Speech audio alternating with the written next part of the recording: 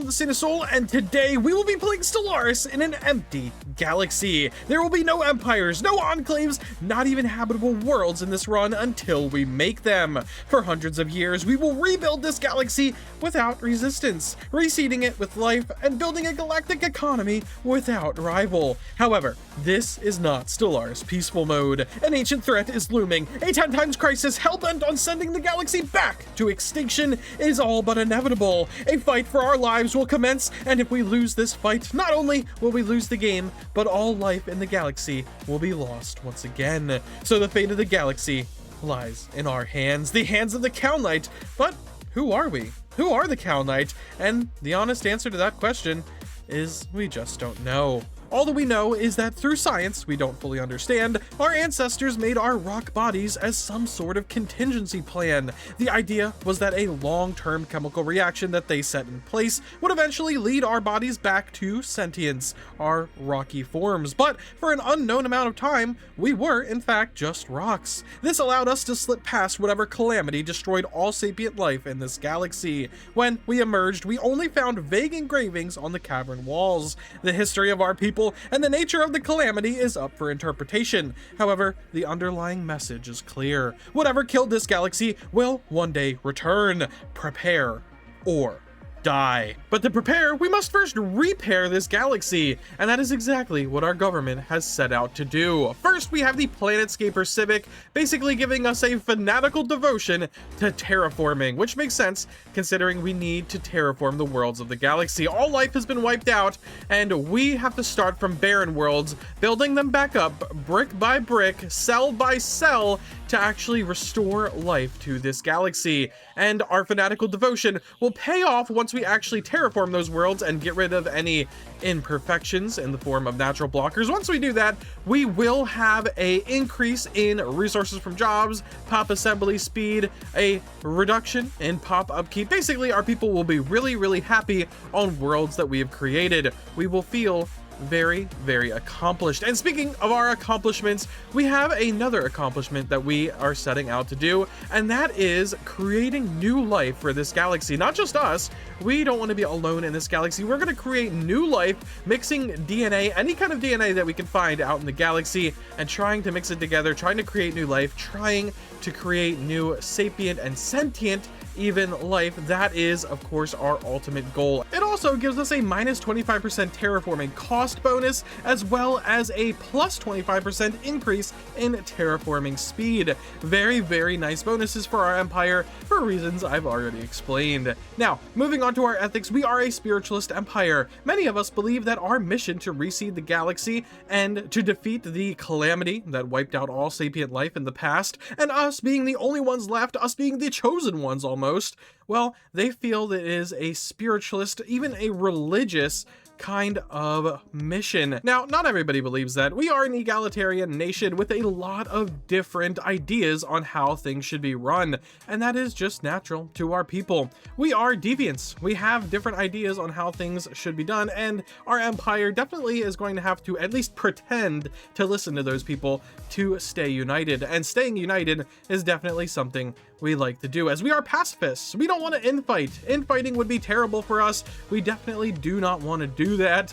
We're not built for that. We're just simply not built for infighting. We have an unbreakable resolve, which allows our people to have more stability for more pops. We also have Crucible community. We work best as a strong community, united under one task. Of course, that task is reseeding the galaxy with life and also ultimately defeating the crisis. But yeah, we're just not built for stuff like that. We're not built for war, and we are not really built for crisis. We will try to get there, but in the meantime, war and crisis will be a huge culture shock to our people, and let's just say our pop growth won't be too good during that time. We are also incubators.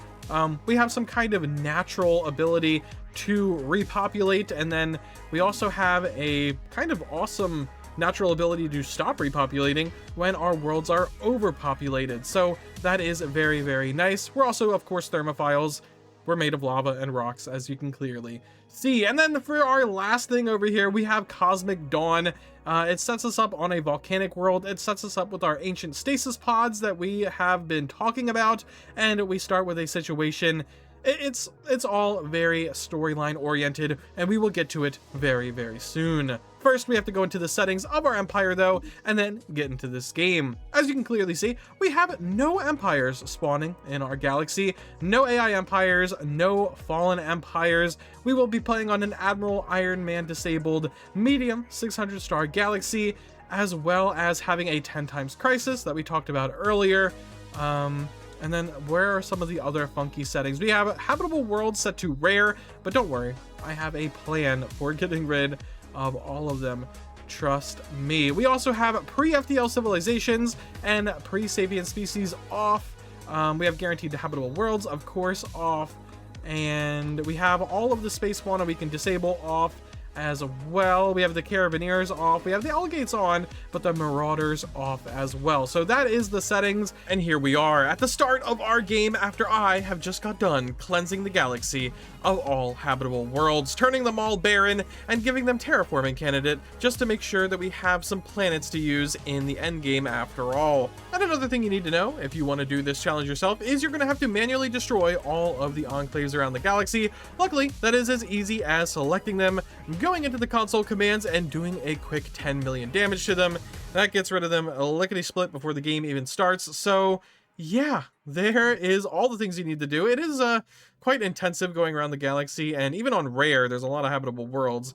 Clicking on each of them, making them all barren, making them all terraforming candidates, getting rid of all the enclaves. It is quite a lot of work. I'm sure you're glad you're not watching that, and you're watching the start of our glorious game, Chapter 1 of our journey, Rediscovery, where we will rediscover the galaxy. To each end of it, we will rediscover the technology on our world, the technology of our ancestors, and we will rediscover ourselves. Of course, we still don't know, who are we? What are we doing here? Who are our ancestors? What are we doing now? So many questions that need to be answered. And if you're wondering who these guys are, that is another good question that needs to be answered. This is our first experiment in genetic testing. As you can see, the Genesis Guide Civic gives us 300 pre-sapient pops to start out with. This is again our first experiment. We are devoted to making new life in the galaxy. Unfortunately, we've only made this thing so far. A creature with a head, I guess, with some eyes, some rough eyes, along with a torso, some tendrils coming out of it, and they are unfortunately all connected to some kind of central plant structure. They're not sapient yet. They're kind of stupid, but you know, we're working on it. We are absolutely working on it, and luckily for us, all we have to do in this galaxy is work on our sciences. We don't need to worry about military technology for a long time. So we can devote ourselves fully to science and the economy. So we're gonna go ahead and do that. Okay, I guess we're fully devoting ourselves to science. We don't really have many contenders in the galaxy, like maybe some ancient mining droids and stuff like that, but that is really about it. That is about all we'll find in this galaxy. And I think our military doesn't need to take care of that right now. But speaking of our military, we got to send this thing out into the galaxy to explore. We are rediscovering, after all. That is currently our only goal. So I think, yeah, just automatically exploring is completely fine.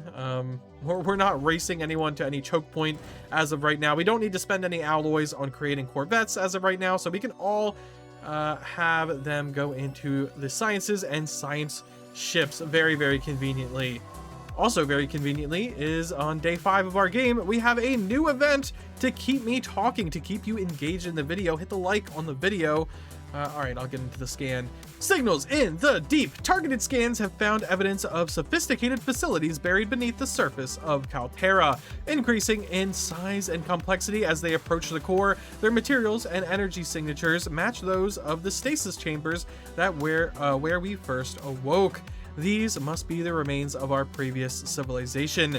If we can access these facilities, we may find answers to the greatest questions about our past. Who are we? And what happened to us? Our journey begins. Yeah, I already said our journey begins. All right, this is Chapter 1, Rediscovery. We're gonna get a special project, deep drilling into the crust. We need a construction ship in orbit. Oh, sounds easy enough. Let's go ahead and grab our construction ship. We're in no race to build any outposts on any other system, so go on, get on in there. And while he's drilling into that crust, we might as well get our first tradition, which I guess it is not going to be supremacy this time. I think the perfect tradition for us beyond expansion may just be discovery. Yeah, unlocks the agenda, chart the unknown. We get map the stars. We get a 10% research speed bonus at the end. Survey speed, research subsidies, scientist capacity. Wow, yeah, this is actually perfect for us. Like, genuinely perfect for us. I don't think anyone has ever said they were excited to get the agenda, chart the unknown, but here I am, excited to do the agenda, chart the unknown. We'll probably get an extra council member first and then do that. 43% done getting through that crust. We have another tradition available to us. Wonderful. Yeah, survey speed. Survey speed is exactly what we need. Do we do chart the unknown first? I mean, we don't have many scientists out there. Oh, no, not evolving society. Sorry, I wanted to expand the council. We'll expand the council first, and then we will go ahead and do chart the unknown. I think before we do chart the unknown, we want to have all of our scientists hired and all of our science ships built. And this is not going to be the end of it. We're going to build even more science ships, even more scientists. As long as we're positive in unity, I don't care. We're out there. We are rediscovering. That is our goal. That is our mission. Okay, potentially useful. We have the Gray Disciples again. I feel like I get this every playthrough, don't I? Honestly, I mean, let's just learn to forgive them. I don't feel like fighting anybody right now. Our military has doubled in size. Wonderful. This guy is an eye for talent. You know, he's hired all of these rebels. Oh wait, yeah, our fleet is out exploring, and it needs to keep doing that. Don't know how it is expanded its sensor range all the way over to there, but the galaxy is starting to take shape. We've uncovered more stasis pods containing living Kalnite. We are in the process of waking them, but they appear to have no clearer sense of the past than we do. Authorize a full-scale excavation or remove only what is necessary. I guess we'll do a full-scale excavation. Like I said, it is our main and only purpose of this run is to figure out what is going on. Advanced data. If we can dig it all up, we may finally understand who we are. Yeah, I mean, even if it costs us 37 energy a month, taking down our energy to only 1, that is completely fine. A ruined strategic coordination center. Maybe this was built by our ancestors. A very powerful megastructure. I will be repairing that in the future, for sure. Contact report, remnants. The Kalnite Emergency Council is abuzz with news of alien remnants that were recently studied. These remains are considered definitive proof of intelligent, purposeful alien activity at some point in the past. We may still be alone now. Okay, that might be the first time that statement has ever been actually true. We are genuinely alone. I guess it is the first league that we have discovered. Well, I guess, yeah, we discovered that after we discovered the remnants of that megastructure, that very, very nice megastructure. But anyway, but at least we now know we are not the first to be so. Yes, we are not the first in the cosmos, but we are actually legitimately alone now. So that's just how it is. Diversity enriches our collective wisdom. Hyperlanes, bioreactor, automated colony ships. Well, we don't need colony ships. Bioreactor I don't think is necessary. Okay, I guess diversity enriches our collective wisdom. We don't know anything about diversity, but eventually we will, once we create it ourselves, artificially. Habitable world survey, an actual unachievable goal for our empire. Funny enough. I guess we'll accept it, just to survey the entire galaxy and still not have it done in the end. That is going to be a world first. Amnesia and data. Okay, our deep excavation seems to be going well. As we continue to uncover more stasis pods, we find that the loss of memory is almost complete. Some of our newly awakened kin have asked the very question we now ponder. Who are you? Yeah, we would like to know that as well. Who are we? Who are you? We don't know any of that, to be honest. Despite centuries of history and increasingly developed society, we cannot claim to be any closer to the answer than they are. Unlike the sleepers, their databases do hold... wait, their databases do hold stunning new information. We replicated the analysis several times to confirm, but the results are undeniable. The data suggests that over 12 billion years have passed since we first entered stasis. Wow. This galaxy has been devoid of life for 12 billion years? That is insane. Okay, this places our origin close to the beginning of the universe. Amidst the formation of the earliest stars and planets, we might be among the very first sentients to ever evolve. Catch up on what we missed, or the universe is rightfully ours. So we can either get Unity or some engineering research. I think we have plenty of Unity, so we'll go ahead and get some engineering research. We definitely want to get as much research done as possible, especially in engineering, because then we could get habitats and we can have more planets than just our current planets. So that would be very, very nice if we could have some habitats. A terraforming candidate was discovered. Yes, I do in fact remember turning this world barren and turning it into a terraforming candidate. So that's probably our closest habitable world. There's not too many in the galaxy. I did put it to rare, but I mean, there is like at least 20 to 30 of them. Daleth aliens. We have made first contact in the galaxy. I don't think that there'll be anything other than, yes, amoebas. So we will be, wait, no, avoid. Can you set your fleets to avoidance? No, you cannot. Okay, you do not engage the amoebas. Try to avoid them if possible. So this is among the only life in the galaxy that I allowed to exist, mainly because even if you kill them all, they'll still respawn. And we do need some life in the galaxy to exist floating on around so that we can actually use the DNA to recreate new species like the Andari. So yeah, there needs to be at least a little bit of life in the galaxy, and the amoebas are the little bit of life. There's also Tyanki in the galaxy as well, but that is the only life as far as I'm aware. The only large scale life, the only actual kind of you know, outside of random anomalies life. Life support failure. Okay, here we go. We have excavated a tragedy. Logs from the initial stasis pods facility reveal that Kaltera spent billions of years adrift before being captured by its current star. That capture triggered a massive tidal surge. Okay, we were just adrift in the galaxy. Not exactly sure how anything survived that, but I guess we'll keep reading.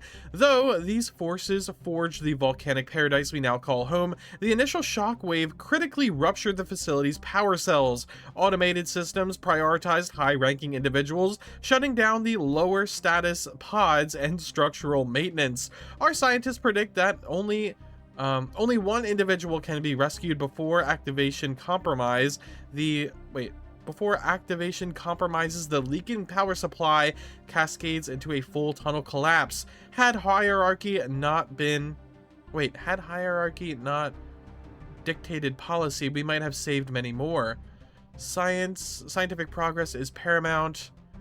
Diffuse the cells without activation. Ooh. Okay. I mean, honestly, individuals are replaceable, and our empire does need space to grow, because we're not going to have other space to grow for a long time. But this is chapter 1. It's rediscovery, and I guess, yeah, scientific progress is paramount. Hello, the dream of the scientist is to benefit society. Hello, my good man, what do you remember from your past life? You're like a half-decent scientist? You previously held the position of technician? Okay. Is there anything you would like to say for yourself, ma'am? You're egalitarian? We might have made the wrong decision here, fellas. I don't think she remembers much of anything.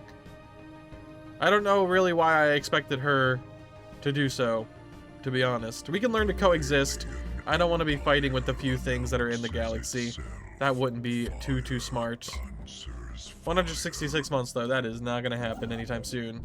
Interstellar Refugia. Event chain Interstellar Refugia Enconia is reconstructing their stasis archives. Their latest findings suggest numerous minor Kalnite populations may have been scattered across the galaxy, preserved in stasis as we once were. The archives recorded that these worlds' positions they recorded these worlds' positions, but with entire stars born and lost since, locating them now requires serious, complex interpolation, whatever that is. As proof of the concept, Encornia has identified one such planet, but translating the full dataset is only the beginning. Meanwhile, a troubling thought arises. Cal Prime may not be our true home star, but merely one refuge among many. If so, where is our origin? And does it still matter? We must find our kin.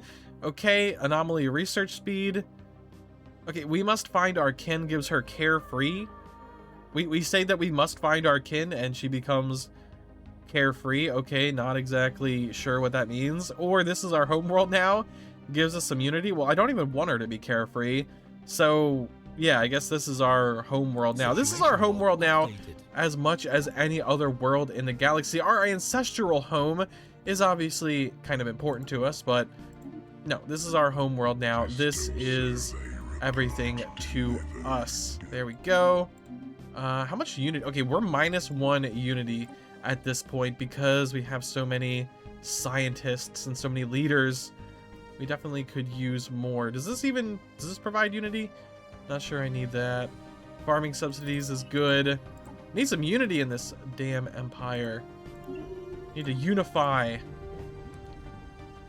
We already have 2 churches. I guess the 3rd church is gonna have to do it. We need churches so that we can be unified, so that we can have more scientists, so that we can advance our science. It's all connected. An ancient prison. Our latest excavation revealed a surprise. This group of sleepers awoke centuries ago, but never left their facility. That seems quite ominous. Why would you want to do that? Architectural analysis shows it locked from the outside, seemingly to constrain them. Cutting through the restrained doors, we were instantly met with hostility, though the sleepers have since withdrawn. The archives may explain this, but access risks further provocation. We could storm the facility and end the matter swiftly, or attempt to bribe them into cooperation. Well, I am definitely interested in storming the facility. Not exactly sure what these guys could even offer us, but I don't want to do anything rash. These people may know something, or we might damage the equipment in our storming of the facility. So I think the safe bet is to offer gifts and friendship. I choose special project, bribe the stasis facility. How do we do that? It's going to take us 32 months of social research just to figure it out. Okay, well, I guess in a few years from now, we will bribe these guys. We will figure out what they want. They want to spend a few more years in the slammer for God knows what reason. Also, our military fleets have mapped this little sector of the galaxy. It does reconnect over here. Blocked situation. Okay, we need to bribe those guys before we can continue excavating. So I have sent out my military guys to start exploring the rest of the galaxy. I do think we'll have it mapped out by like this guy alone, who has like a huge sensor range. As you can see, just him going over here a little bit maps out both this and this part of the galaxy. This guy will map the galaxy for us. A hero of the Empire, Atuk Nit. Yes, Mr. Nit. Are you a Mr.?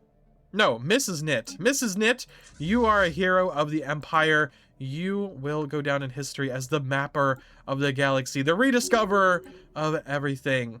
And to think, she used to be a rebel, part of some, I don't know, yeah, she was just a rebel, but we convinced her with the power of friendship to join us back, and now she's a very important member of our society.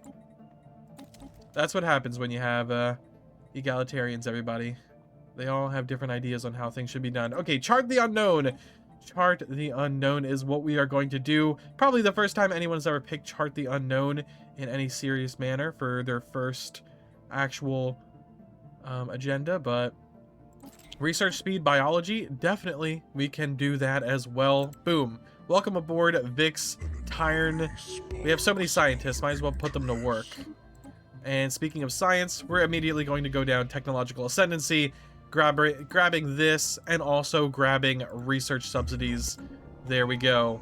Cracking the prison. Okay, we finally bribed them. It's been years at this point. Has it really? 36 months, really? Huh. You are a statistician. Months of trade left the former stasis inmates reliant on our supplies. When we threatened to end it, they panicked and ceded control of the facility. Yeah, why would you even want to live down there? Archivists confirm it was a prison. These individuals once pushed for radical technologies to reheat the cooling universe. Some ideas were absurd, others dangerously practical. Fortunately, they remembered none of this. As scientists study the site, the former inmates are integrating into society, well, on their way to assimilation. Well done. Okay, we get a max district, which is absolutely amazing. We get some unity, which we are definitely in need of right now. We're only getting 12 a month. And we get some prisoner pops. Okay. We need some more generator districts, I think. More alloy foundries? Yeah, more alloy foundries, more civilian industries. Whatever keeps our economy going. Having one planet for a long, long time is going to be tough, though. Okay, I do want hyperlane stuff, because that actually does speed up our exploration. Other than that, military technology can wait. A tragic accident. An accident has struck the site of our latest excavation. The power station in the facility has been damaged, though the stasis pods are still active for now. Suspicion has fallen on some of the recently assimilated thermophiles from the previous facility. Oh no. The prisoners. It is rumored that they may not have been the most diligent of workers. Well, at least they didn't do it on purpose, I guess. It is unclear how much longer these systems will remain operational. If we want to rescue the sleepers, we must act now before the facility runs out of power. Purge any disloyal workers, hire more to help, rush to the rescue, proceed with caution. Okay, I guess we should probably rush to the rescue of our kin. Pay more to help. I mean, I don't think paying more is going to make these guys any less incompetent. No, we're going to rush to the rescue.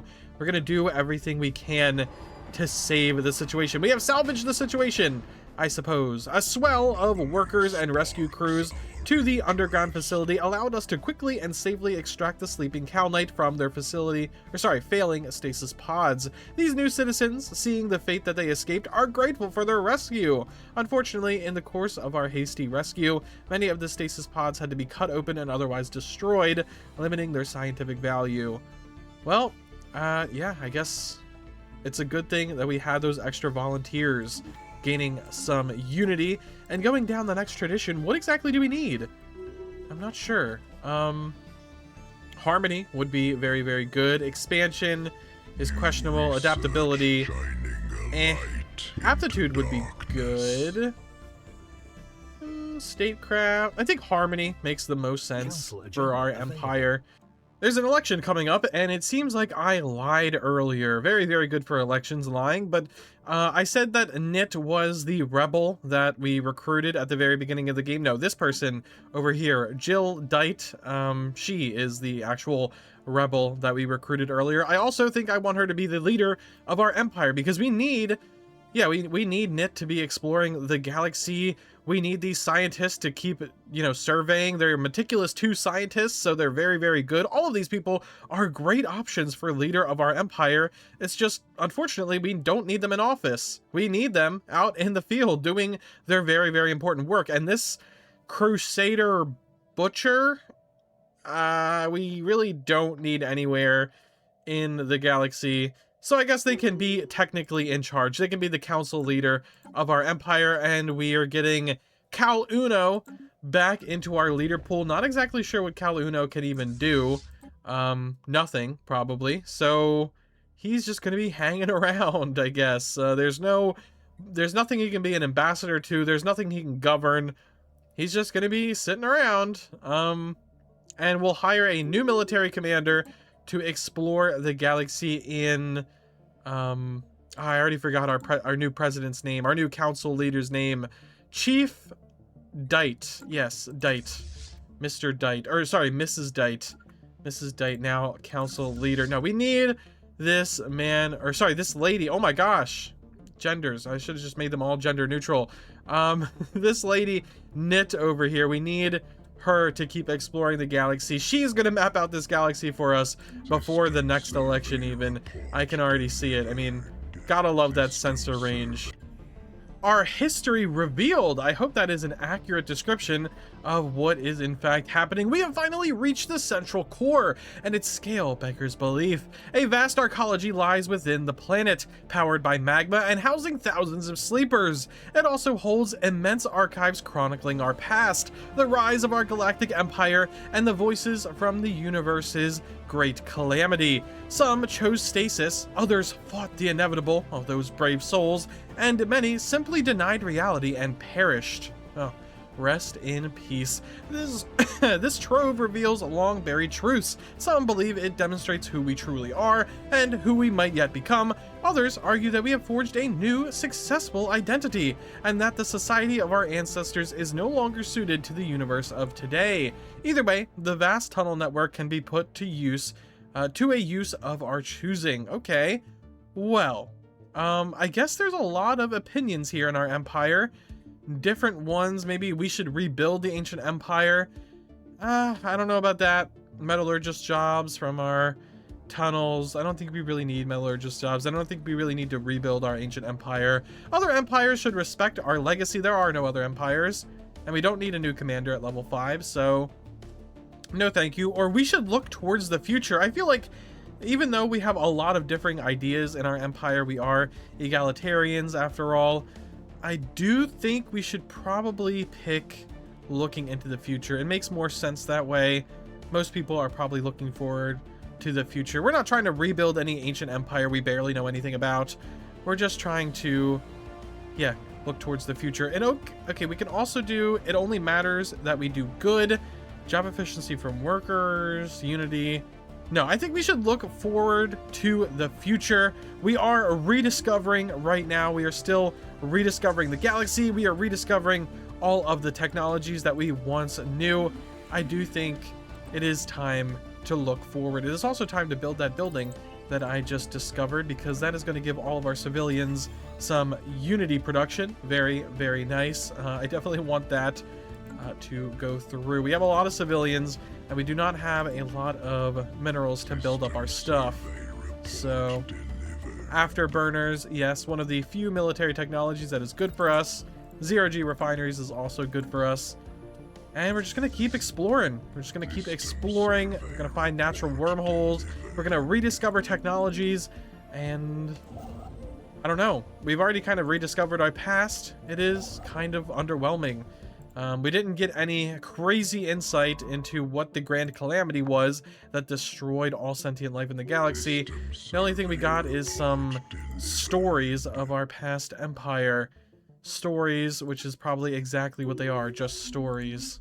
I found something I wouldn't exactly call life in the galaxy, but it is something for sure. A whole fleet of ships here, just sitting here, ominously, not doing anything. Who knows what their true intentions are, orbiting this molten world along with some kind of central command hub, definitely built by intelligent life, although I'm not exactly sure what it is. We don't know if they're friendly, so we will just come in peace and try to avoid confrontation with them, getting our scientists the hell out of there. Let's go ahead and leave. But that is new things in the galaxy that could or could not be sapient life at last. We don't know what they're doing, just sitting there.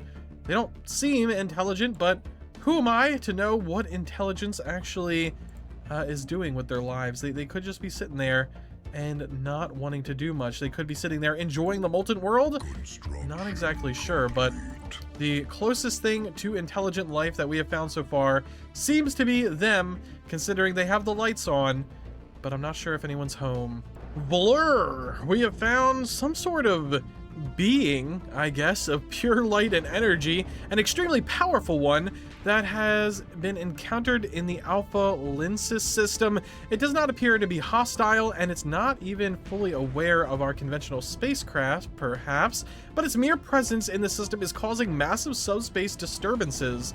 These disturbances are localized around the entity itself and should disappear when it leaves. While it does not acknowledge hails, the entity continuously emits a complex pattern of tachyon pulses, which appear to be some form of language. If our translation software is correct, it is saying over and over, Vlur seeks, Vlur finds. Well, we might be stretching the definition of sapience here, but at least it doesn't seem hostile. Hello, Vlur.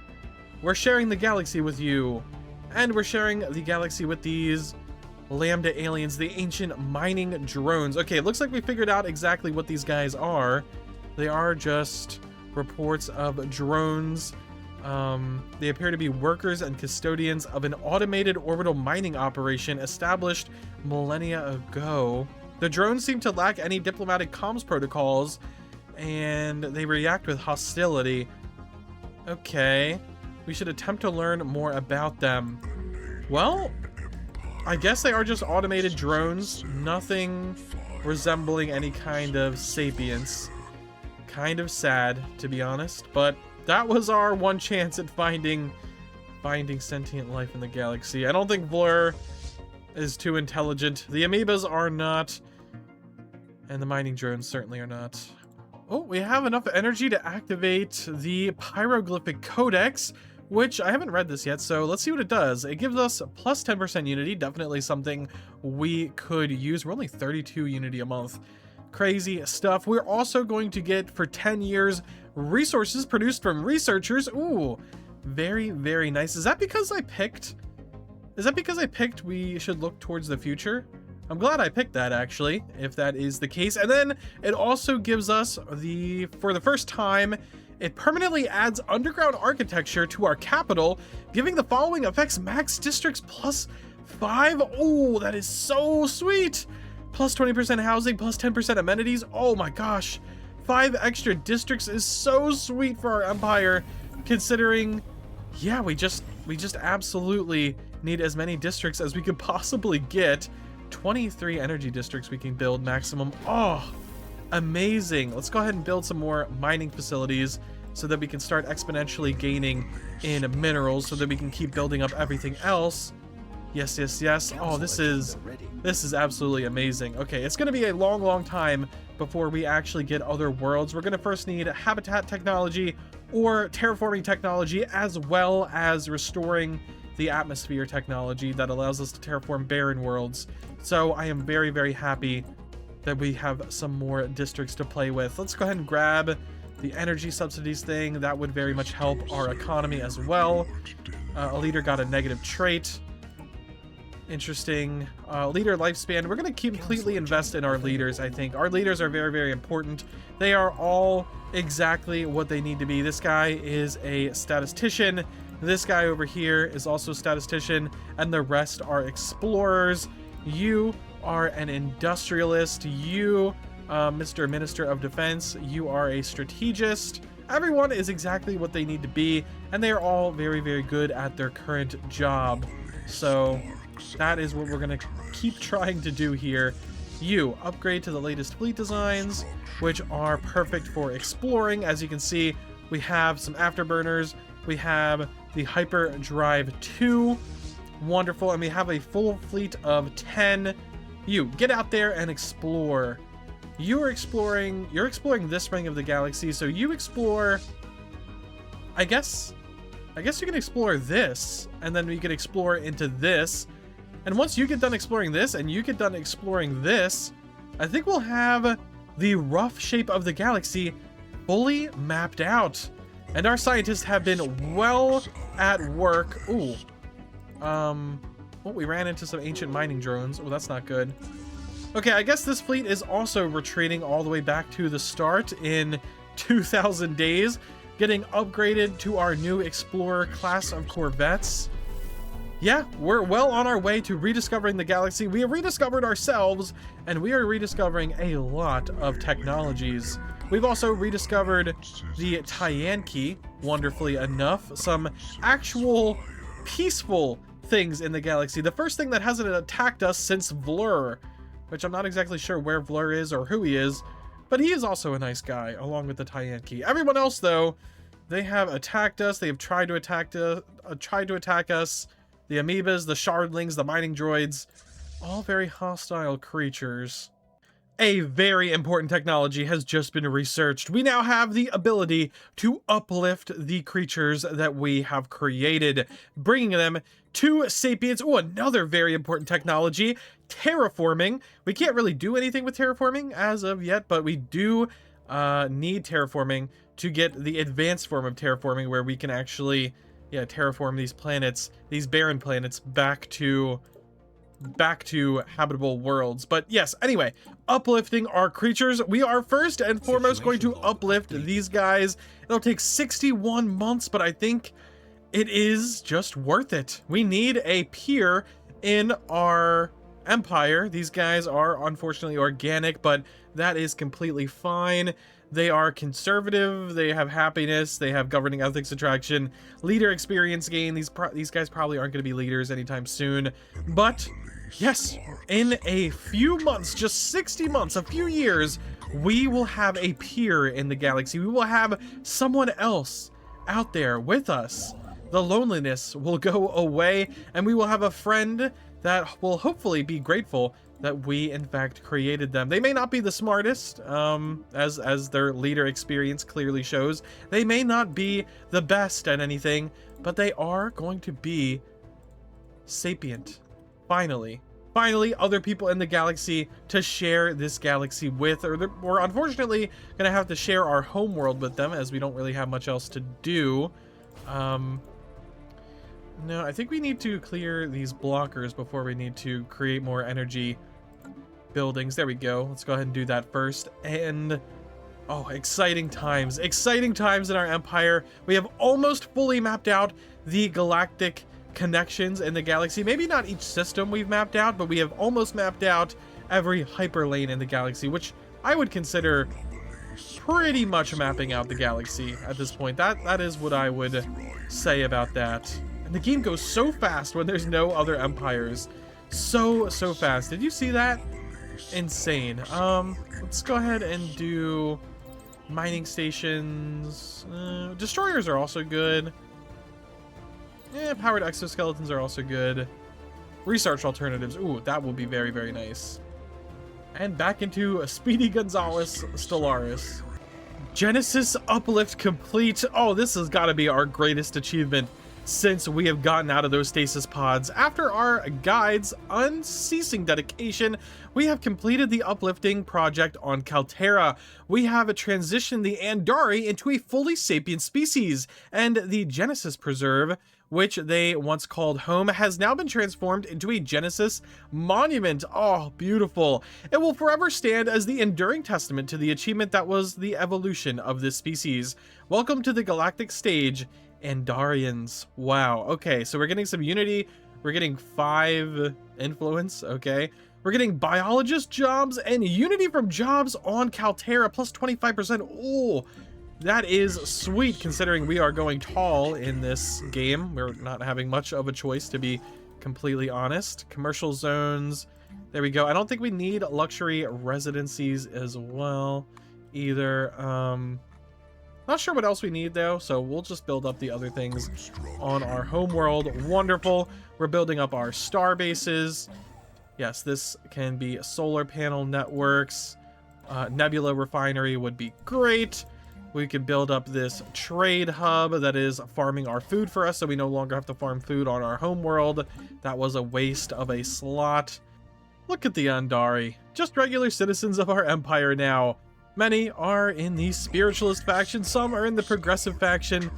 Unfortunately, they are all workers in our empire. You know, I'm sure some will climb the corporate ladder at some point, or the government ladder. But right now they're just all workers. It's fine. They're working in the mines. They are working as thermoforgers. Very respectable careers. Just absolutely beautiful to finally have some people to share this galaxy with and to fill out the mines. Look at them working side by side. A beautiful thing.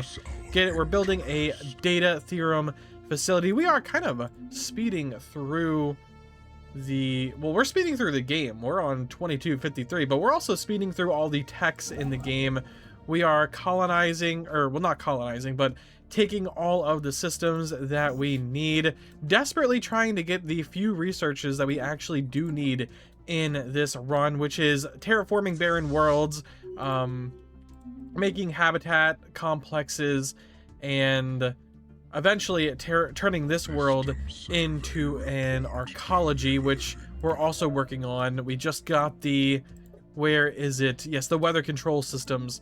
Now we just need, what do we need for the arcology project again? Gravity engineering, anti-gravity engineering, right? Where is it? Where is it? Yes, anti-gravity engineering. Then we'll be able to build a huge city world where all of the wonderful people of the galaxy that we create can all live in peace. We are now approaching the very last parts of the galaxy that are unmapped. I think they are kind of mapped, but technically they are not. I guess technically there could be a connection between these two things. I don't think there could be any connections here, but that is the only connections in the galaxy that are unmapped. Sure, we haven't visited every single system to see if they are in fact filled with habitable worlds or not. Spoiler, they're not. We haven't visited these systems that are unconnected to anything, but we have visited, as far as I'm aware, every system that is necessary to visit to see all of the connections in the galaxy, and we almost have the galaxy fully mapped out, and I think that will complete our first chapter, Rediscovery. We have rediscovered the galaxy, we have rediscovered ourselves, we have rediscovered some amazing technologies, even building ourselves a very new peer to work alongside us, a very new species in the galaxy. If that isn't an amazing technology we have rediscovered, then I don't know what is. And we're also getting the orbital habitats technology. Wow.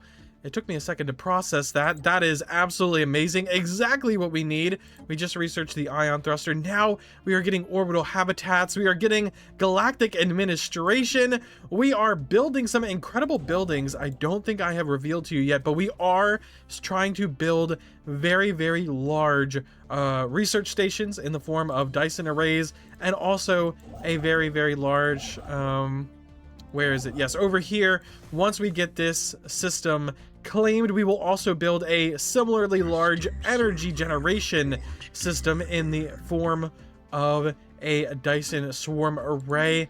Amazing things we are doing as an empire, as a people, and as a couple peoples now that we have our friends. Have any of them moved up in the world? No, they're all just workers at the moment, but they are full citizens. They can become leaders. They can become whatever they want to become. The opportunity is there. The only thing that we really could need after this is the terraforming technology, where we can terraform barren worlds. And there it is. Yes, we have mapped the edge of the galaxy. Let's go just to the full edge of the galaxy to make sure that we have done it. We have explored the whole thing. We know where every connection is. We know every hyperlane. We don't know what's in every system, but we know where every system is and what every system connects to. And here we are. Boom. In the Tivicate system, completing chapter 1. Rediscovery. Now, with the rediscovery of the galactic map complete, we will move into the next chapter as soon as we go ahead and bring old Jill home, our commander. Her accomplishment will go down in galactic history, no doubt, mapping out the last hyperlane in the entire galaxy, rediscovering the galactic map after we have rediscovered ourselves. We've rediscovered some technology, some very amazing technology. I mean, we have recreated a sentient species here, a now sapient species. We are creating mega structures. We have created very advanced scientific laboratories, as well as data-driven theorem facilities. I mean, it's all very technical. We have rediscovered everything that we have set out to rediscover. We have rediscovered our history, rediscovered our technology, we've rediscovered the galaxy, and now it is time to move on to chapter 2, restructuring, where we will restructure our empire, and we will restructure the galaxy under our flag. First and foremost, we will restructure, yes, like I said, our government, our empire, where we will go away from having a planetary administration, an emergence council, a council with a few elite Kalnite ruling over us, no elections, no nothing. No, we will move to a democracy where everyone, Kalnite, what is it, Andesite? No, Andari, everyone will have a voice in our elections, and the government will move on from being a planetary one that just rules over distant mining stations into a galactic administration, ruling over stations that we will be building very, very soon that'll have billions of Kalnite and others on those stations, living their lives, having their own local governments, having their own local elections once we do, in fact, switch over to a democracy. Yes, we are going to be restructuring everything. Here we go. Yes, we have rediscovered that technology, officially kicking off our second chapter. Chapter 2, Restructuring. Let's go ahead and grab, I guess, off-world trading. We don't really need any of the other things. I mean, yeah, having more fleet command limit, that would be good. But yes, let's start restructuring our government, kicking off chapter 2. Of course, we are going to be democratic. Now, there's a lot of things I have considered here, a lot of things that would fit our empire. Idealistic Foundation would definitely fit our empire, but our citizens are already at 100% happiness, and refugee attraction is completely worthless, and we have plenty of amenities. So even though this is like a flavor win, you know, like a role play win, it's not really a big winner in any other way. So meritocracy, that could be very, very good for our empire. We obviously want a egalitarian democracy where the best rise to the top. That is something we want to do. Getting rid of the council and having a actual president elected by the people is good. Now there's another thing we could do, genetic identification, which could be even more thematic and beneficial to our empire. Our priests who, again, are priests who believe it is a holy mission of theirs to reseed the galaxy with life and, you know, do all of that stuff, terraform the worlds back to being lush worlds. That is their holy mission. So them producing society research makes sense, honestly. It also reduces our crime, increases our encryption, which doesn't do anything, and it also increases our research speed in biology and reduces our upkeep from priests. All very, very good things. So I think, I mean, it has to be either meritocracy or that. And I think, I don't know, as much as genetic identification is good, meritocracy is just better. And it kind of fits our current flavor of restructuring our government so that the smartest and best capable people rise to the top, no longer ruled by an oligarchic council of elites. I think it's just perfect. So also leader experience gain is very, very good. So let's just go ahead and grab that meritocracy. We might do a genetic identification index once we get more species in our empire, but for now, meritocracy. So let's go ahead and reform our government. Reform, that could have also been the chapter name. Reform, restructuring. Should we call it reform? I guess it's not too late. Nah, we'll call it restructuring because we're restructuring a lot. We're not just restructuring our government, we're restructuring the galaxy. We're going to restructure our fleets, I am sure.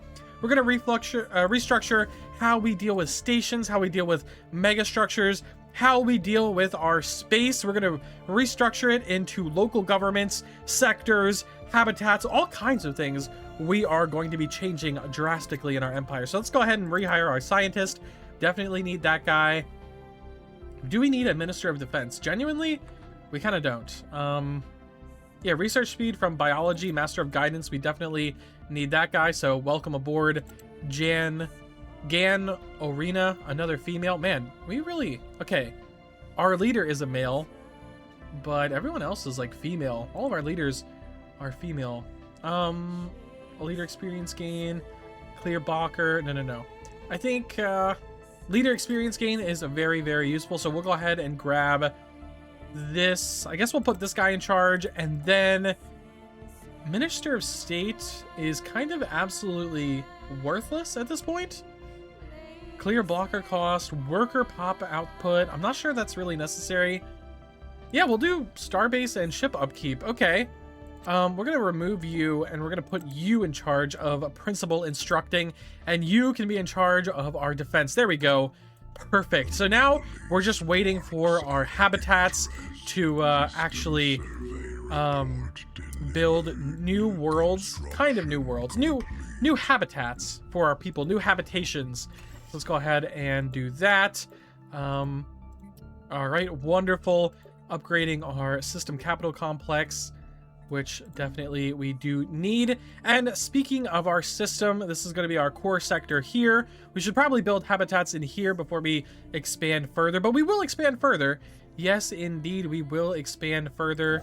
You go ahead and do that. We don't have the unity to do that yet. That's okay. And after that, we'll set up new sectors with new habitats. Hopefully, we will eventually get the technology to terraform the worlds. Habitability. What is getting us closer to... I guess, yeah, atmospheric filtering is getting us closer to terraforming barren worlds. So let's go ahead and do that. And then one final thing we have to do is rename our government. We are no longer a Kalnite Emergence Council. Everyone has emerged. There is no council. So I think it is time for a new name of our empire. And I think new is very important to our name because this is a very new thing. New, it is a republic. So we should probably be a republic. It is a democracy, a representative democracy, a theocratic republic, as it clearly states over here. The new republic of Kaltera. I think that makes a lot of sense because, I mean, it is based in Kaltera. We don't want to have it be a Kalnite republic because that kind of makes it an ethno-state, which we aren't. Obviously, the Kalnite are the founders of our nation, and we will probably continue to have Kalnite people in power for a long time. But it is not just a republic of Kalnite. We are not no ethno-state, nothing like that. We are a republic. We are from Kaltera though, so we will put that. That is always going to be our capital. So boom, the new Republic of Kaltera, the dawn of a new era. Chapter 2, restructuring. And we have restructured a lot already, and we are definitely not done. Exciting times in our empire. An election is about to be underway where we will elect the first president of our wonderful new Republic of Kaltera. Who will it be? Our current leader, President Jill Dite, who is president because they were the leader of the council before. Our current president. Jill, will you be our leader? Or will the person who's basically tied for first over here, Nit, who was the very first scout in our empire, the best scout in our empire, discovered most of the galaxy for us.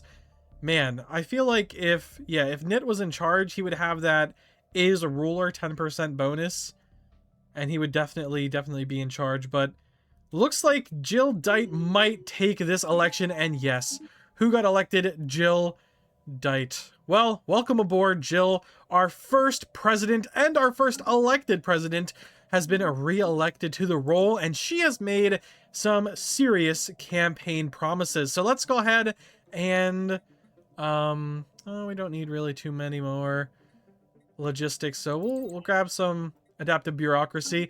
They have made plenty of campaign promises, so let's go ahead and come through. We are restructuring after all. That is exactly what we're doing in our nation. So, represented on the council, okay, we can try to fix that, but Jill has promised that we were going to switch our subjugation policy over to benevolent. If we ever do find any people and rule over them, we will be benevolent to them. She has also promised to outlaw robotic workers as well. Another campaign promise to restructure our government, allowing our factions to be as happy as possible. And she also said that she will try her best to get a pacifist on the council. Do we have any pacifist leaders that are even halfway decent? No, not really. Okay, well, okay, next time a leader perishes, which is going to be soon, 110 is our leader age. As soon as someone leaves the council, a pacifist will be elected, and we will attempt to keep our campaign promise. Yes, sir. We are going to try to keep those promises. We promised a lot on the campaign trail. Will we come through with all of it? No, but, we will try. restructuring is happening all across the galaxy. We are building our first habitat complex in the mineral-rich system of Erai, however you say that.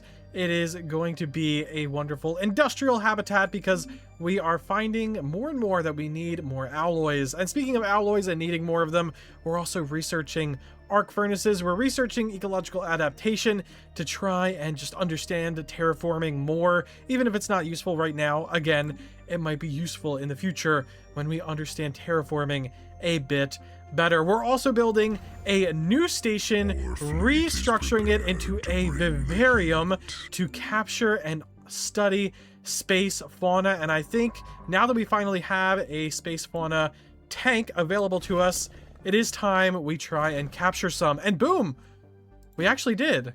First try, we captured a space amoeba mother. In 6 months, she will reproduce. Here we go, Zudu, our first catch. Wow, welcome aboard, Zudu. Let's see if we can capture another one of Zudu's children. Oh, we captured the mother. We left the children out there stranded. We'll probably try and capture them as well. There we go. Oh, we captured one of Zudu's children. Beautiful. 8 days, we can capture another one. Hopefully. Yep, we're capturing Zudu's children. So we have a vivarium tank filled with Zudu and her children. Beautiful. Where's our vivarium again? Oh, yes. Discoveries, vivarium. We're capacity 25 out of... Oh, wait. Are these both space? Yeah, they're both space amoeba mothers. Huh. I guess Zudu's children are all grown up. Wonderful. We're also getting astral technology. Things are going great for us. Things are going absolutely great. I am just very, very excited for our habitat. How many days away are we? Okay, 50, 60%. I'm sure it'll be done as soon as it can. Ooh, anti-gravity engineering. Oh my gosh, another iconic Stellaris technology, allowing us to get the arcology project. Can you get that second? It requires 2 other ascension perks being chosen first. What else do we need? Voidborn. Oh, yes. Oh, yes. I think we do definitely need Voidborn.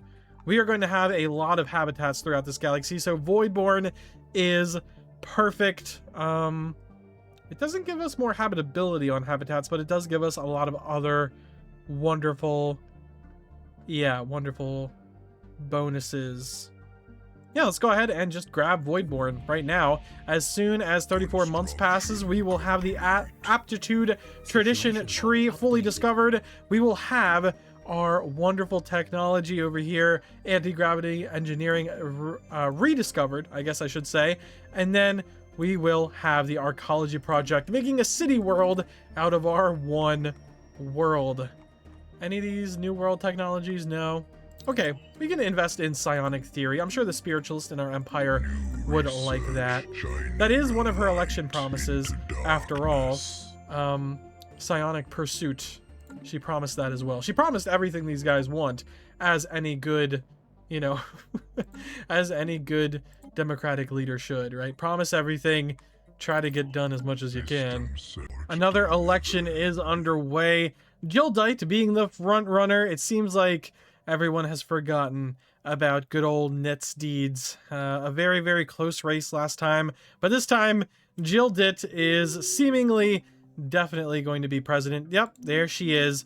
Presidente once again. Congratulations on your election victory, Madam President Jill Dite, whatever your last name is. And one of your greatest accomplishments yet has been building this orbital habitat. Also, completing a lot of campaign promises, I'm not going to lie. Sure, she hasn't done anything for the National Prosperity Association, but yeah, you can't please them all. So let's go ahead and get this habitat with a low habitability colonized. We can call it that for now. I just want to get over there and get in it. Oh, it's so exciting to finally have a different planet. I mean, it's not a planet, but a different, I don't know, Council agenda ready. habitable complex. It's just good to have something else to govern in this empire. We come in peace, not really useful. Expand the council, we don't really need anybody. Okay, you. Can you build another habitat? No. Not really. We need a few more. Well, we can always buy... Yeah, if alloys is the problem, we can always buy more alloys. Okay. Let's turn on our resource map here. What would be another good system in our home sector to actually colonize with a habitat? I mean, obviously our home system would be good. Yeah, 12 districts would be very, very nice. Ooh. Yeah, 11 districts over here. I mean, this could just be a more general habitat, a more general one without many resource extraction places in it. What about this one over here? 11 habitat districts. We have some good resource sectors. Okay, yeah, I think this could be our next habitat place over here. Let's go ahead and build our habitat around, I don't know, this barren world over here. Wonderful. This is not a terraforming candidate. No, it is not. Okay, so we can have another habitat over there. Wonderfully. Do we have climate restoration yet? No, no climate restoration. Okay. Naval capacity is always good. Ooh, we're about to have, yes, anti-gravity engineering. Habitat expansion will be absolutely wonderful. Don't think we need that, though, right now. So we'll go with battleships. I mean, battleships we also don't need. I guess we'll go with coil guns just to re-roll our tech. There we go. Tradition available. Champions of the Empire. All of our effective leader skills are +1. Absolutely wonderful. We can even start down some kind of ascension path, but I have no idea what ascension path we want to go down, if I'm being completely honest. So I think it is time to invest in our ecology project. I know it's going to take us a long, long time and a lot of alloys to actually do that. So maybe I don't want to commit to that immediately. But I also don't feel like it's necessary to commit to any ascension path immediately. We may have found ourselves, but I don't think we fully understand ourselves and what we want this empire to be. At least enough to actually dedicate ourselves to an ascension path yet. It's probably going to be biomorphosis, considering we have a large emphasis on genetic sciences, but I'm not sure. I'm also not going to grab the archaeology project as of yet because we definitely cannot even come close to affording it. But once we can, I will grab it. As soon as it's possible for us to do, I will, in fact, do it. The political frontier, established factions and fledgling movements alike have taken unusually keen interest in our new colony of the Arai habitat complex. From the moment we announced the settlement of this modest habitat, nearly every political voice in the new Republic of Cartera has something to say about it. Oh, I bet they did. This is a momentous occasion for our empire, for our new republic. Our analysis don't suspect that anything truly radical is taking root on the Arai habitat complex, but they advise some caution. It is clear our various political entities intend to campaign vigorously on this burgeoning world. Wonderful. Well, I already have a governor picked out for you. Sorry about all of those campaigning, not complaining. Let's set up some mixed industry on this world, some mineral extraction. This is going to be an industrial habitat through and through, an industrial station. What did we just research? Oh yes, hostile environment adaptation. We just want to, as much as possible, research a new world's technology. Synthetic thought patterns is very, very powerful, so we'll go ahead and research that as well. Wonderful. We're also building a second habitat. It is 90% done. Oh, amazing. Political discourse on the Arai habitat. Our political scientists have been observing with keen interest. However, despite fervish campaigning and a lot of recent fuss in the media, they forecast a fairly typical outcome for the colony's political future. Yeah, I mean, yeah, no news is good news. I'm glad there isn't any radicals there, but I really appreciated the show of democracy. So let's go ahead and why are these two different people here? Oh, it's because I already have a colony ship built. Yes, you go over there and colonize that. This can be the sheet habitat. That's a terrible name for a habitat. I will rename both of these habitats once I have the inspiration for them. Also, we need another tradition. What do we need here now? We're kind of running out of things to need. I think, honestly, expansion might be the way. Habitat alloy upkeep, habitat alloy district upkeep, all minus 20%. Superior colonies, max districts. Yeah, death of a great leader, and a great leader she was. Tyloo Might, one of the original scientists of our empire.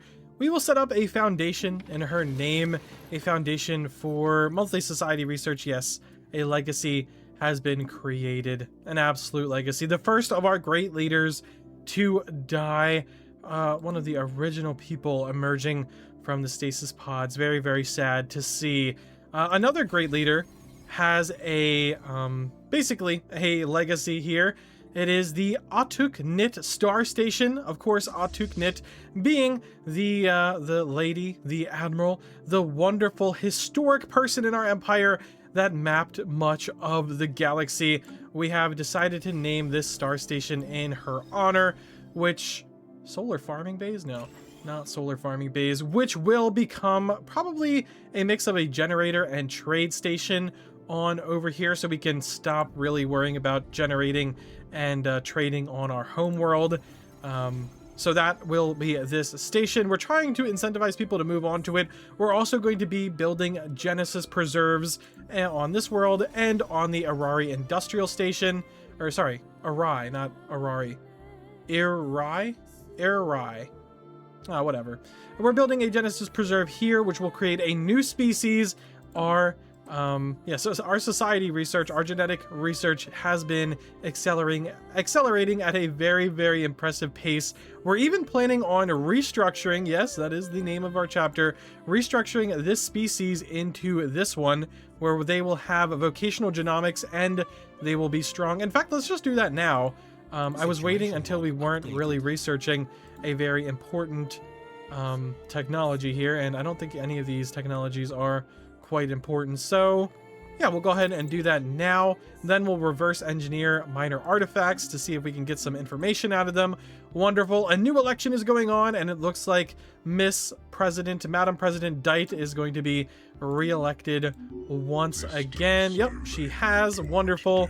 I mean, hey, if everyone's voting for her, I'm not going to argue that she's been in office for too long. Good for her. Let's go ahead and keep building towards this exotic gas we need over here. Wonderful. Everything's going wonderfully. I guess that's how it is when you have a unified, wonderful people, all unified under one banner, and no galactic threats out there besides the odd mining corp station. And another bit of restructuring we want to do is restructuring our homeworld into a perfectly cultivated worldscaped celebration of symmetry, as you can see down here. Let us script this world into a celebration of perfect symmetry. To observe the pure geometry of the landscape will bring us serenity. So yes, people will be a lot happier. We will have way more districts available to us. +3 is amazing, and way more resource districts. Cosmic storm protection, I guess that's good. Habitability -20% is okay. I do think we will still be at we'll still be at like 100%, right? I think so. Yeah, so we're gonna do that right away. We haven't really used much of our Planetscaper Civic yet, but once we start terraforming worlds, once we have that technology, I think it's climate restoration, where we can actually terraform worlds. Okay, our Master of Guidance, Gan Onia, has retired. Okay, I guess you can be in charge of Van Steely. Oh, wait. It is time to recruit a pacifist leader. No pacifist governors, though. We don't have any pacifist governors. We do have a pacifist scientist, but we have too many scientists, right? No, oh, wait. Yeah, we can have way more scientists. Okay. Is there any good pacifistic scientist? No, there's only one. Okay, there's only one pacifistic candidate in our entire empire. Mr. Cole Ophine. Okay, well, welcome aboard. Man, you suck. Okay, well, you can be an energy mogul, I guess, considering you're going to be in charge of this star station for the time being. Ugh. Yikes. Absolute yikes. This science ship needs a new person. I guess we'll hire the genius. I mean, that's smart, right? We'll hire the genius and they can continue doing things. I wasn't aware that we were missing so many scientists. Okay, we'll get another scientist over here. Another genius that is adaptable. Adaptable geniuses all around, but none of them are pacifists. Everyone who's pacifist is either not in politics or stupid, so that kind of sucks. I promised to put a pacifistic person on the council, though, and we have, in fact, done that. System survey. They're still not too happy, but at least they're a little happier. Oh, Lord. Kalnite has served our empire for 90 years and worked herself to death. I guess that makes sense. That kind of tracks. Our leaders are now starting to die. All that we've invested in our leaders is starting to crumble away. Luckily, the next generation is actually very, very intelligent. Very, very intelligent. Not very pacifistic, but very intelligent. You, get back to what you're doing. They're basically all geniuses. Science is the mirror of the divine. Yeah, spiritualism in our empire is only growing, actually. I guess we do have a holy mission to reseed and terraform this galaxy instead of just an ideological one. So that works out for me. We'll do foreign soil enrichment.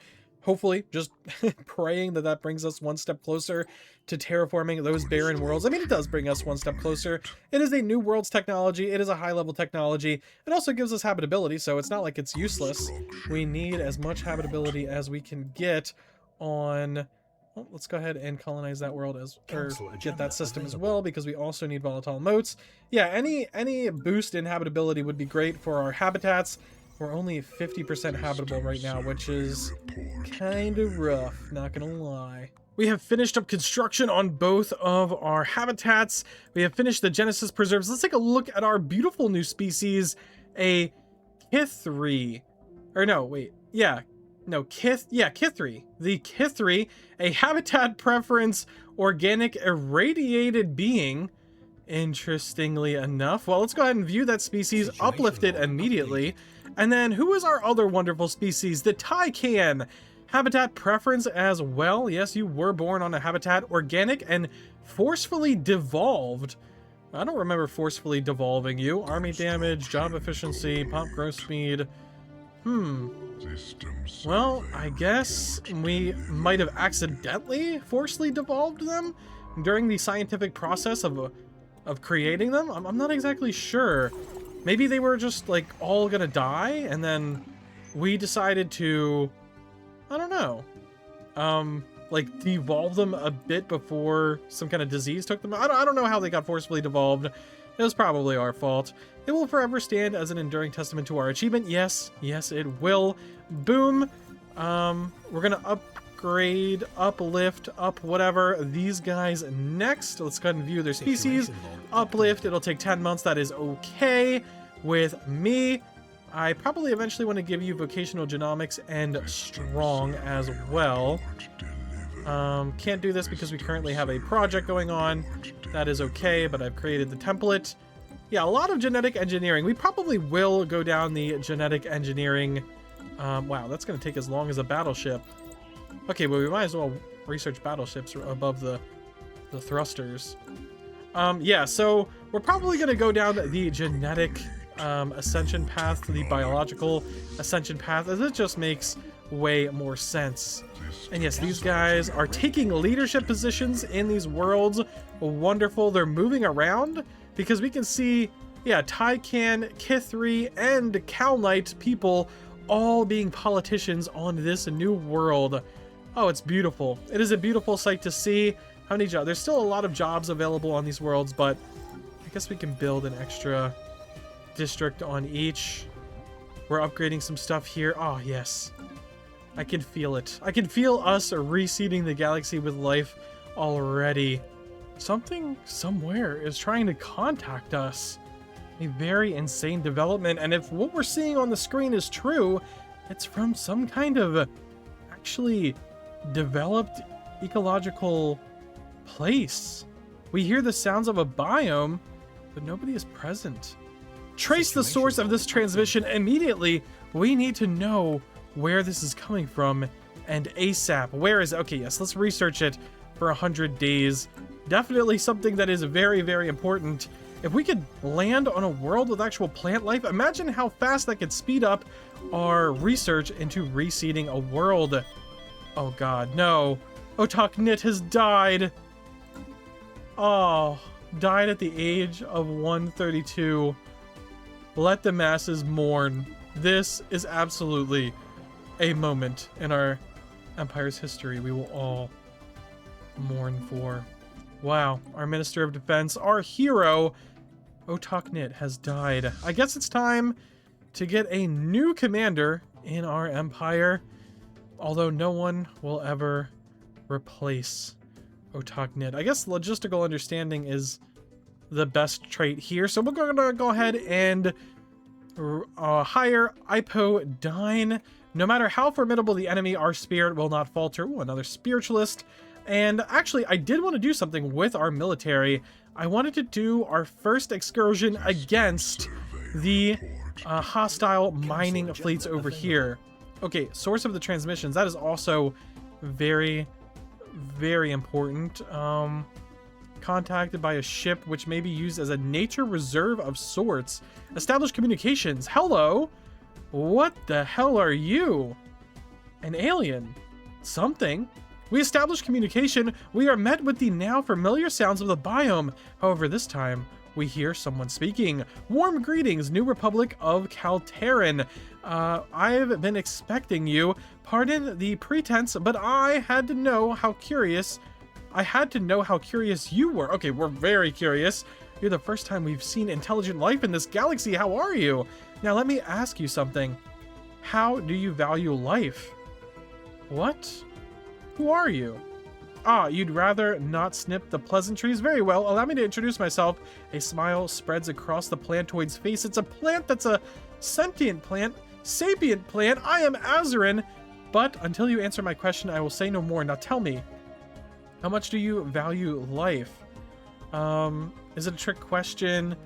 That depends. Life comes in many forms. Is that a trick question? The plantoid sighs. At last, a people with more than conquest on their minds. I share the sentiment. All life holds infinite potential. Now allow me to explain my reason for contacting you. Of course. Yes.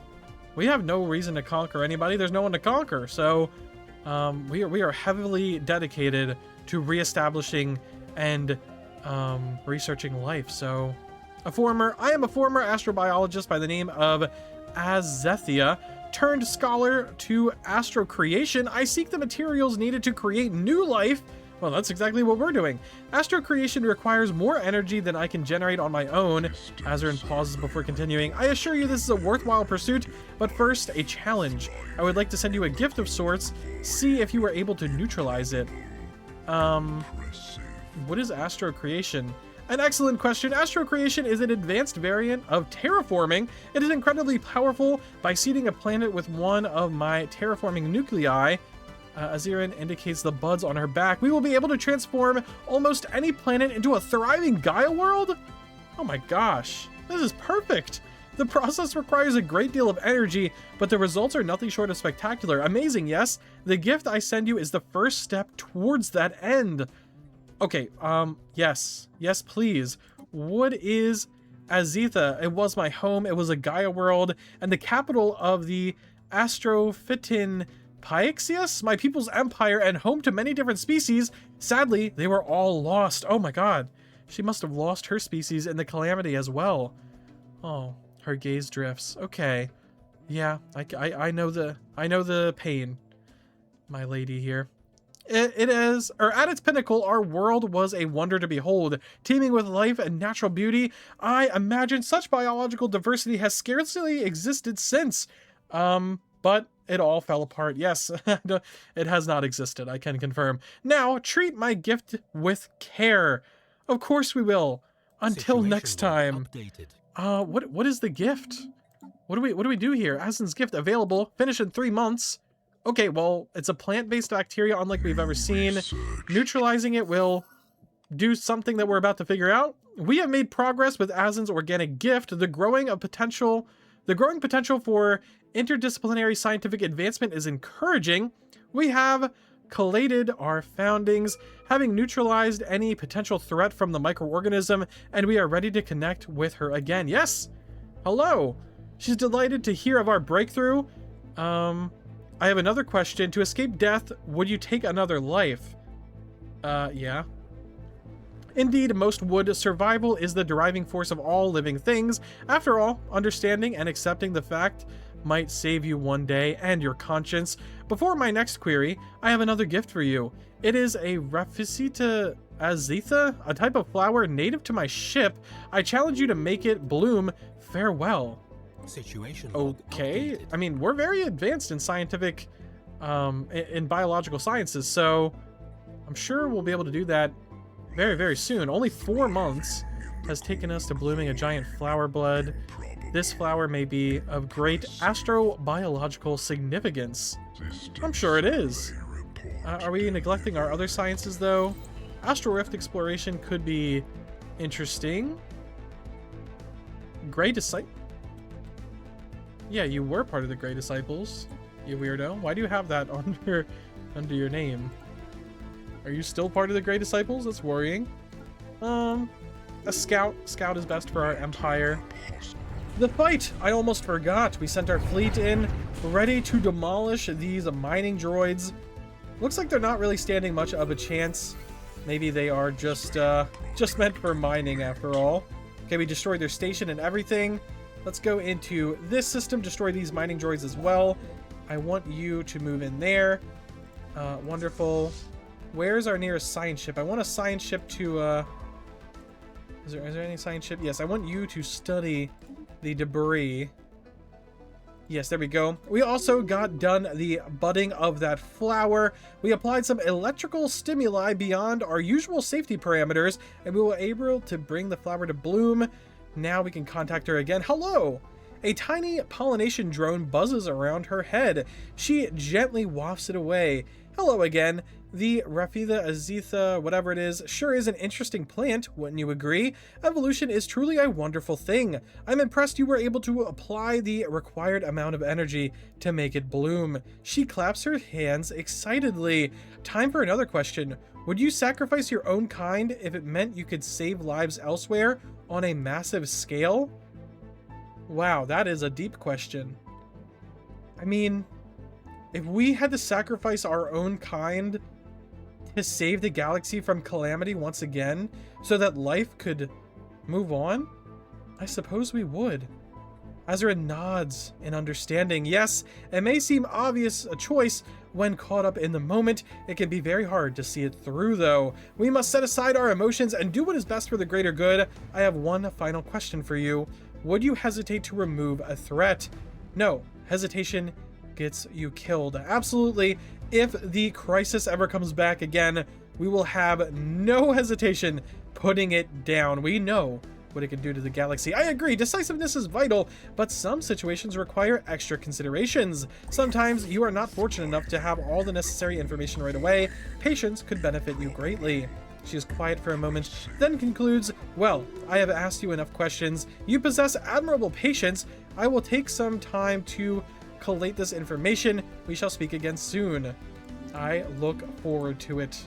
I absolutely look forward to it. I'm sure the news stations of our empire are abuzz with the news that we have in fact contacted intelligent alien life, and she wants to help us terraform. And she wants to join us, apparently. Hello, New Republic of Kalterra.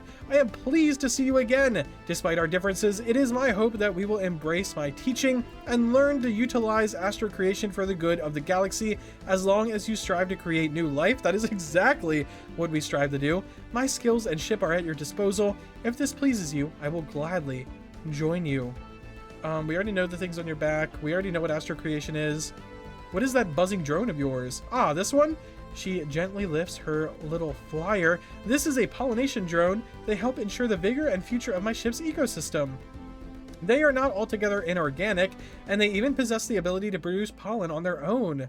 They can even regulate pollen transferal by use of static magnetism from their batteries. Adorable, isn't it? Yes, it is adorable. And very exciting. Okay, so are you actually going to help us in, like, terraform places? Typing quickly into a command console, she adjusts some instruments. Wonderful. I have plotted a course for your capital and will be arriving shortly. Oh, and before I forget, my ship's ecosystem is home to a wide variety of echo or echo hormones. To commemorate our collaboration, I have prepared a gift of pheromones. It's not my best work, but they will provide some positive effects to your people. Wonderful. Okay. And we'll get some pop growth speed, some happiness, some resource production. Ooh. Wonderful. Life is something to cherish, a rare occurrence, a true treasure. Let us help spread it and bloom. Of course. Adventurous spirit, salvager? Neither of those are really that good. Antiquarian, I guess? I don't know. But welcome aboard. I really am curious to see how exactly you are going to use your biological ship that I do want to take a look at. Where is it? Oh, it's all the way over here. Whoa! Oh, it's arrived at our capital already. Okay, wonderful. Is this her ship? Oh, wow. It is very, very cool. Okay, but how do we... Whoa, okay, whoa. Here it is. Transferic transformation nucleus initiates the conversion of a targeted planet into a Gaia world, effective on most habitable worlds, including barren worlds. Consumes 1 terraforming nuclei from the Astro Creator Azarian per use. Nuclei remaining. What? What? Okay, well... let's try it on a barren world. What barren world should we try it on? I don't know. I mean, we could try it on a barren world in our own system. Do we have a barren world in our own system? We have a broken world. That's not really a barren world. No, we don't have a barren world in our own system. What about our neighboring system over here? No. This is a barren world. Okay, let's see if we can actually do the whole terraforming thing. We might terraform this galaxy without even... I mean, we can easily get 10,000 energy credits. Sure. Done. Wonderful. Okay, let's do it. Whoa! Whoa! We're doing it. Light into darkness. We're doing it. Her health has visibly declined. She refuses to be examined. We are unable to help her. Troubling. Ooh. That might be killing her. I also probably should have looked at the size of the world first, but I was just so excited to get it done. I didn't even know it was possible. Is there any other barren worlds with different sizes? Oh, okay. It doesn't actually tell you the size before you do it. Okay, that makes me feel better, but I should probably look for a bigger one in the future. Citadel is an important technology. Wow, okay. We are terraforming our first world into a Gaia world. It is not the path I expected to take, but here we are doing it. I guess you can also research the signs of First League activity while you're there. Terraforming that thing. Awesome. Wow. The spark is now absolutely beautiful. And in 3 months, we'll see if we can get that barren world terraforming technology. I think we should be able to get it at this point, right? Come on, game. Just give it to us.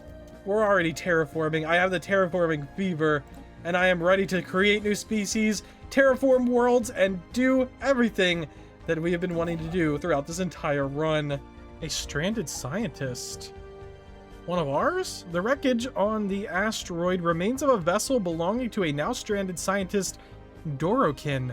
Identifying herself as belonging to the hitherto unknown Kelzen species, from amidst the wreckage, she somehow managed to contact the Astro Creator Azarian. Okay. The science officer stationed aboard the Vivarium, and now is requesting to be rescued. She explains that her collision was due to a malfunctioning navigational sensor, and that she has been unable to leave the asteroid for several years. She claims that her scientific knowledge is without equal, and that she would be a valuable asset.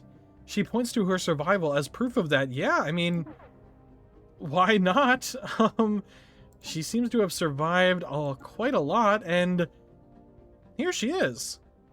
She's got smooth skin. She's got clothes. She kind of looks like us. If we were smooth and fleshy instead of hard and rocky.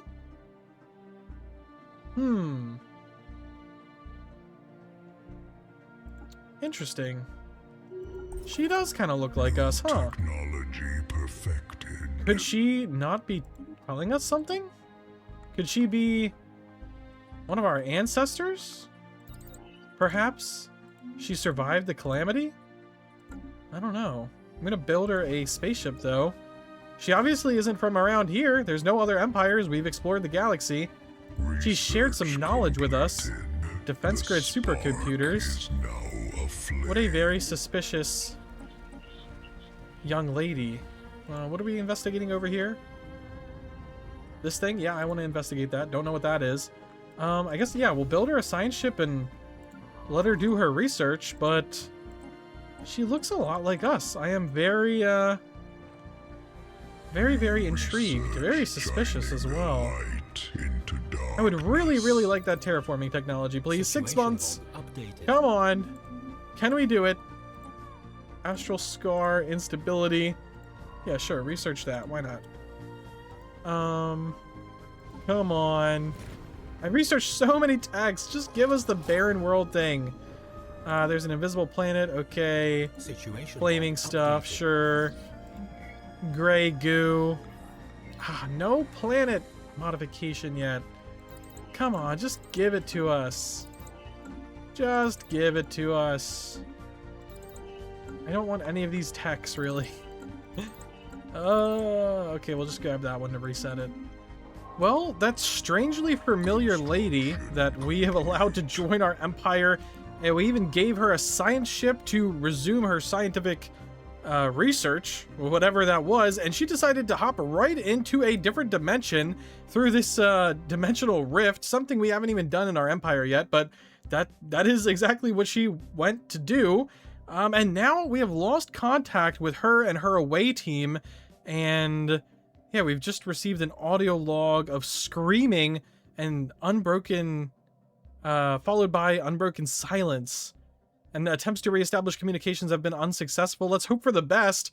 I'm hoping for the best, but honestly, I am extremely suspicious of this quote-unquote missing in action scientist over here who wouldn't tell us anything besides some cool advanced technologies to bribe us into letting her, I guess, join our empire. And then she just, you know, flew right into another dimension and screwed off. She's gone.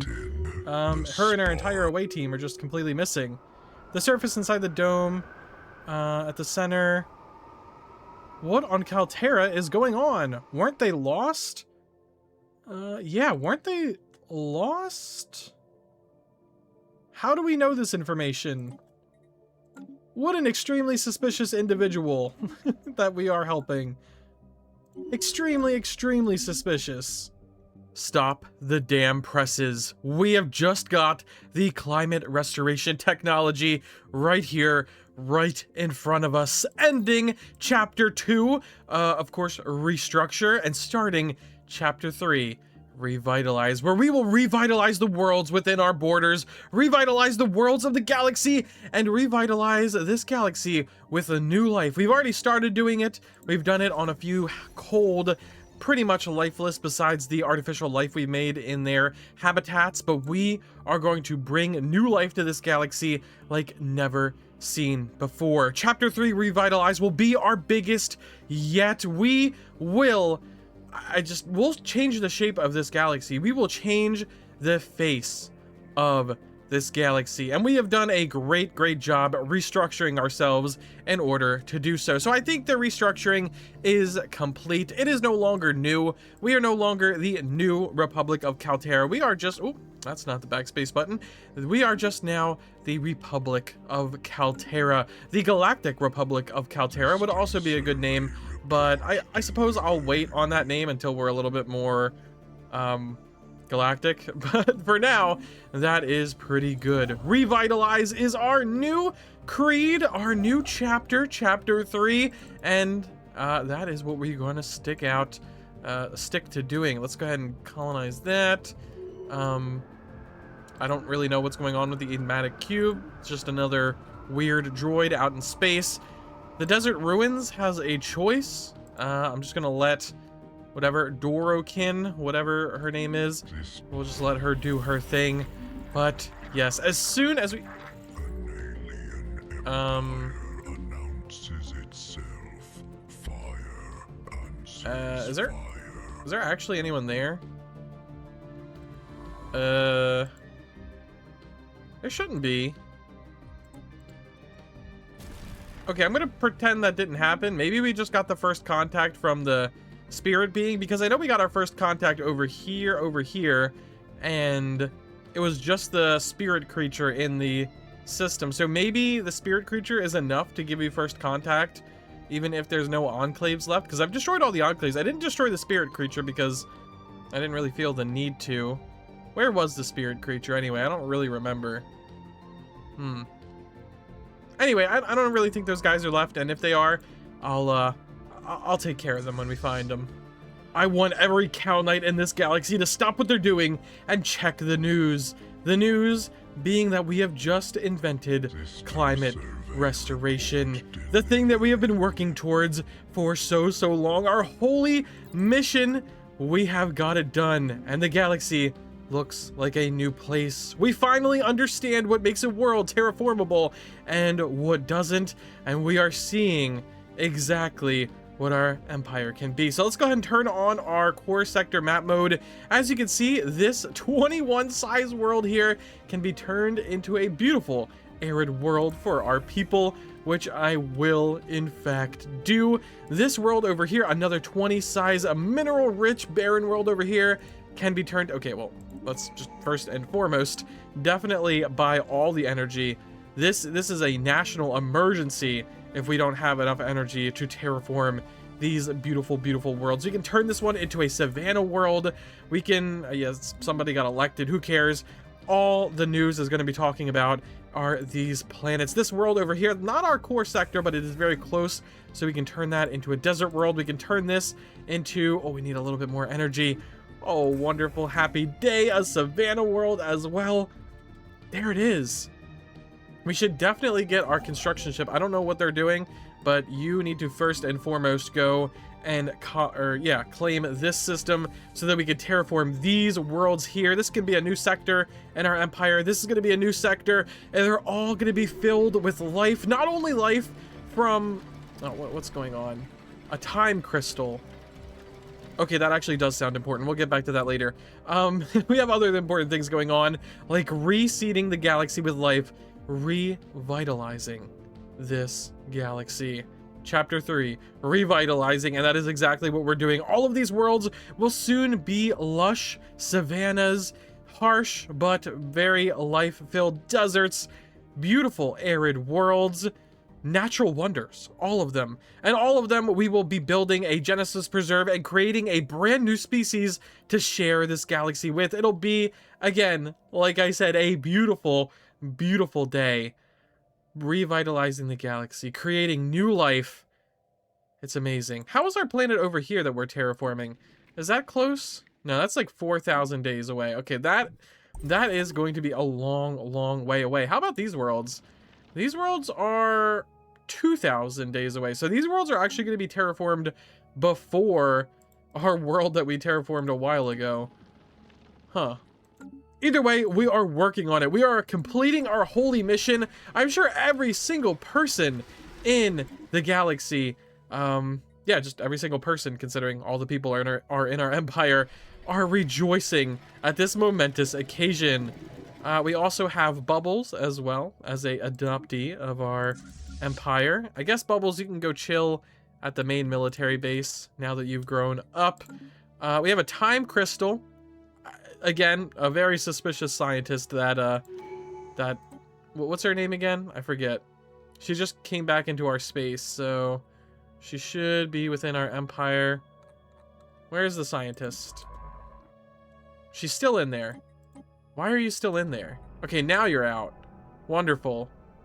You got us a time crystal? Very helpful, I'm sure, but, okay, a sealed crystal chamber containing isolated temporal loop. You are a suspicious lady. But, thank you, I guess. I don't know what you're doing now. Where are you going? You're investigating... Where are you going? Entering hyperlane. Not sure what her next objective is. I gave her full freedom to do whatever she wanted, so... And she's moving to this star, interestingly enough. We have a new astral action. I do want astral siphons to further our astral research. Can we actually get to 700? Okay, we can. We found an alien barracks that is dead and buried. I'll take the influence from that. What is our scientist doing? I am actually quite suspicious. She's sending out a gravity snare to try to catch a space amoeba. But what are you doing now? Now you're going to visit this astral rift you've already visited? What are you doing? What are you doing? She's gone back. She's gone back for the time crystal, I guess. No idea what's going on. And then you're going in here. Huh. Sure, you keep doing your extra dimensional research, you very, very suspicious scientist. We'll be busy reseeding the galaxy with life. Again, a beautiful day. Also, we should probably get habitability modification if I can't actually switch those worlds over to terraforming candidates. Actually, it's fine. I think it's fine. Well, we have 80% habitability. It should be fine for now. And I think maybe we can terraform them into volcanic worlds later. Let's go ahead and do this. I probably also should have already done this as well. Oh, we've done it. We are well on our way to revitalizing this galaxy. This world is a little bit worse for wear, I guess. Orbital bombardment damage plus 25%. Pop growth speed minus 10%. Okay, well, it looks like they have a lot of volatile motes, but every other world turned out perfect. So let's get our, let's get our Genesis arcs completed and these worlds colonized. We'll all colonize them with our home species. Our other species can move there, but we'll just... for the saving of time and keeping uniformity, we'll colonize them with our main species. Boom, boom, boom. There we go. And colonize, and there it is. We're about to go from a, like, 1 planet, 2 habitat empire to a 5 planet empire. Actual planets! And then Steely, or Sight, or whatever the name of that good old...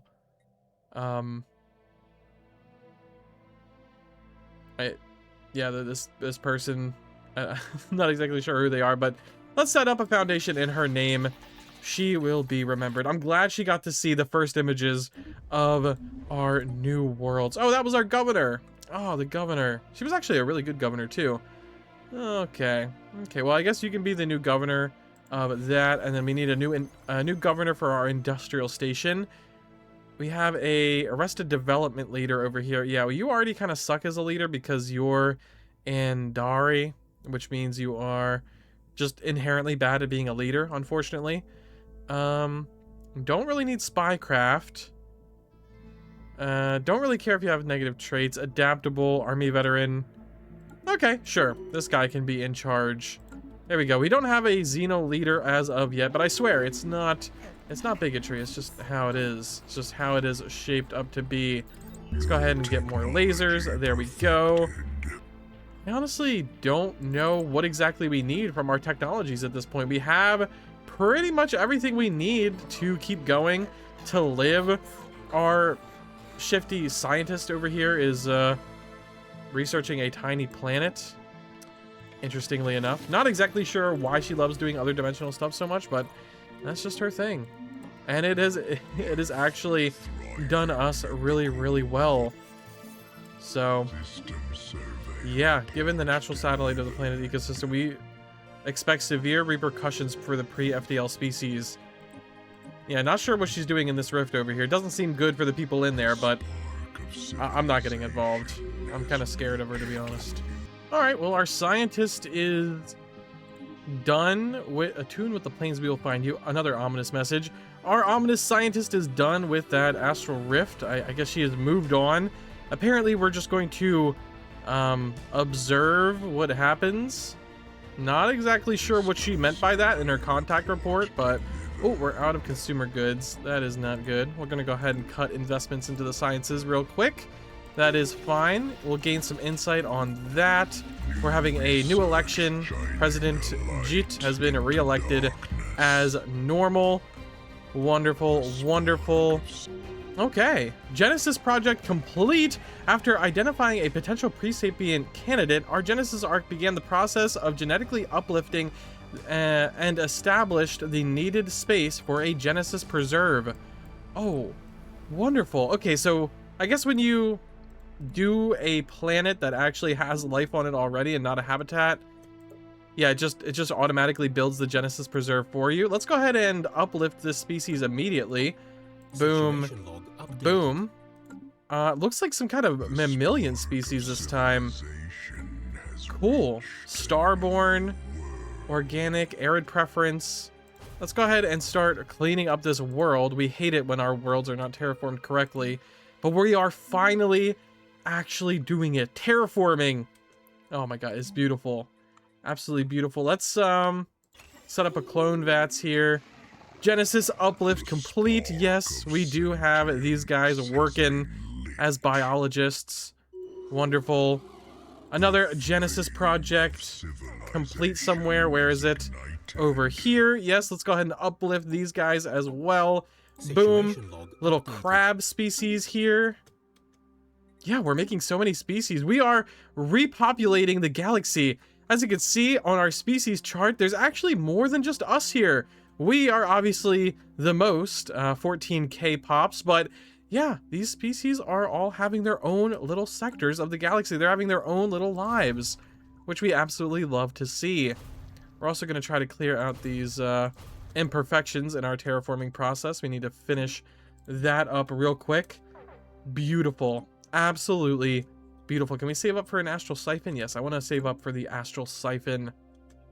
We need to fix our consumer goods issue at some point, but I think what I'm going to do is do this for now. Oh, we're at 12,000 alloys. I was waiting until we were at the sufficient amount of alloys to upgrade that. We definitely need to upgrade that. What is that producing right now? Only 33 alloys. Okay. We're going to do that, and then we're going to grab, yes, the arcology project. Yes. We're going to grab the arcology project immediately, and as soon as we change that into a civilian industry, we will be switching over everything in this world to city districts. Do they all have to be city districts? They can't be generator, mining, or agriculture districts. Okay, so this isn't an agriculture district or a mining district, so let's go ahead and get rid of that. We're gonna have to get rid of our power plants as well, which is quite unfortunate, but we are going to do that as well. There we go. We also have another empty progression slot that we are definitely going down biomorphosis, but I'm not sure we can really afford making genomic research facilities across our worlds right now. We're kind of in a crisis, but as soon as I got that crisis figured out, we will be going down that wonderful, beautiful biomorphosis, ascension path, revitalizing our species even further, because yeah, that's what we're trying to do. We're trying to revitalize our species. Okay, we've uplifted them. Beautiful. A lot of new workers in our empire. A lot of new workers. And habitability from integrated cybernetics. Definitely need habitability. We need a lot of stuff. Most of all, we need consumer goods, though. We gotta fix that. The good works continue, ladies and gentlemen. Jock Terra, one of our new worlds, is being built up to be an energy world. A beautiful energy world helmed by our wonderful new Jock people. And yes, that is why the world is called Jock Terra. That's also why this world is called Zack Terra, as well as this being Jagon Terra. We have a lot of worlds. Even this Gaia world has just finished terraforming, and we have just finished uplifting the people on it, revitalizing the galaxy, planet after planet, species after species. We are doing it. We are genuinely doing it. This is going to be an exotic gas capturing world, a beautiful, beautiful world. We found some ancient pirate treasure. Wonderful. We don't have enough minerals to actually do anything else on all of these worlds, but our modification should last a while. Yeah, as you can see, there is a good amount of jobs on each of these worlds, except this world. but that one is our latest one. Yeah, this world, this world, this world. Yeah, there's a lot of jobs on all of our worlds. Now we just kind of got to stabilize our economy, which I don't think will be too hard. We're only minus 42 on minerals right now. I think the best way to do that is to start restricting our people's rights. You know, we are a democracy and everything, but at the end of the day, our empire is going to collapse if we keep losing all of this. Okay, well, we'll get back to that in a second. If we keep losing all of this every single month, we are done for. So I think it's time that we actually start allowing our people to be resettled. Okay, well, actually, it looks like our people are resettling themselves. Yeah, retrieve the sensors, please. That's good. Ancient heat sensor. We actually could make a grand archive. We probably should do that. Which of our construction ships aren't busy? You, go make a grand archive over our homeworld, please. Yes, please go do that. Wonderful, wonderful. What's going on in here? The garden. Looks like the garden is, in fact, burnt to a crisp. The creature is no stranger to fire. God, who knows what our extra dimensional scientist is doing. It looks like she burned down another dimension. Now she's off to the next one. I don't know. she just does what she wants, and we just collect the data. Comet sighted. It's a good omen. Yes, it's a good day. It's a good day of revitalizing this galaxy, and absolutely we are revitalizing it. No one can say we are not. We got another station here. This can be another trade station. Very, very good. Very good. This can be upgraded. We need more trade in our empire. But yes, we just need some more people to move over onto these worlds. Let's go ahead. Okay, the luxuries are already distributed.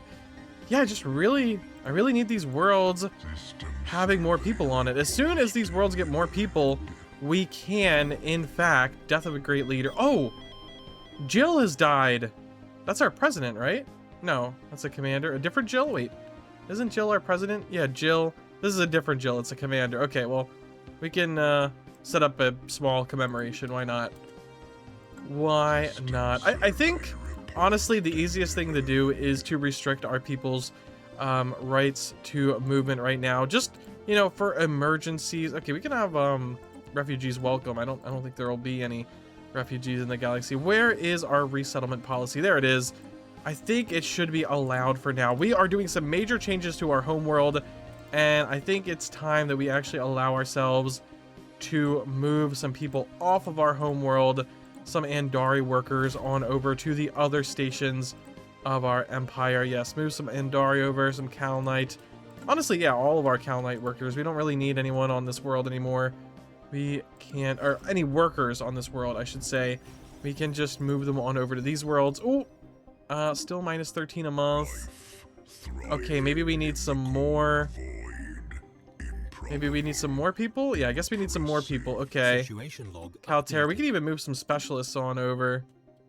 Now we're minus 3. Still minus 63 on our other place. Is there any workers like on Jocterra? Yeah, we can move over some Kalnite.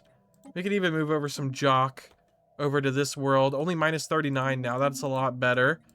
We need a new Minister of Defense. Okay, welcome aboard. Okay, minus 10, minus 10. That is fixable.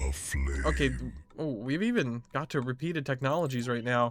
This is, yeah, this is a repeatable tech. We are very, very far ahead. I don't think code breaking actually does anything for us on second thought.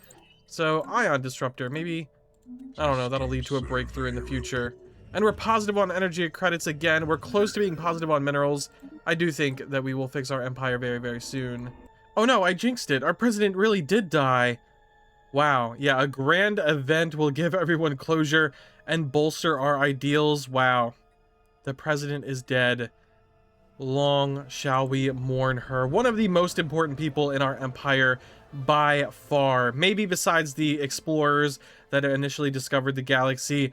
But other than that, I mean, she was in charge of our empire for a very, very long time. What is our empire even going to look like without her? I don't even know. Deep space citadels seem good. Advanced engineering complexes seem good as well. Who will be in charge of our empire? One of the new bloods, I assume. Even maybe the pacifist? I think this guy is the pacifist. that we have our token pacifist. Let's buy some more minerals. There we go. We can harvest that. We have a mineral shortage. Ooh. Ooh. Okay, do we have... We don't have mining subsidies, so let's go ahead and enact some mining subsidies. We'll go ahead and cut investments for right now. And yes, our... Oh, no. One of our scientists was elected. Okay. Hello, Jat Neen, new president of our empire. I guess this person could definitely, yeah, be on the council. Welcome, the first Xeno on our council. Welcome. And it's not any of the Xenos we made. With the slightly out-of-line resettlement laws, I think things are actually pretty normal. A pretty good place for our empire. Obviously, our minerals aren't ideal, but other than that, I think we are doing quite well. Quite well. Our worlds are all stable. Our capital is being turned into an archaeology project, slowly but surely. We just got rid of all of this, so we just took a big hit to our science, actually, because we just got rid of all of our science headquarters to try to build this archaeology project, but that's okay.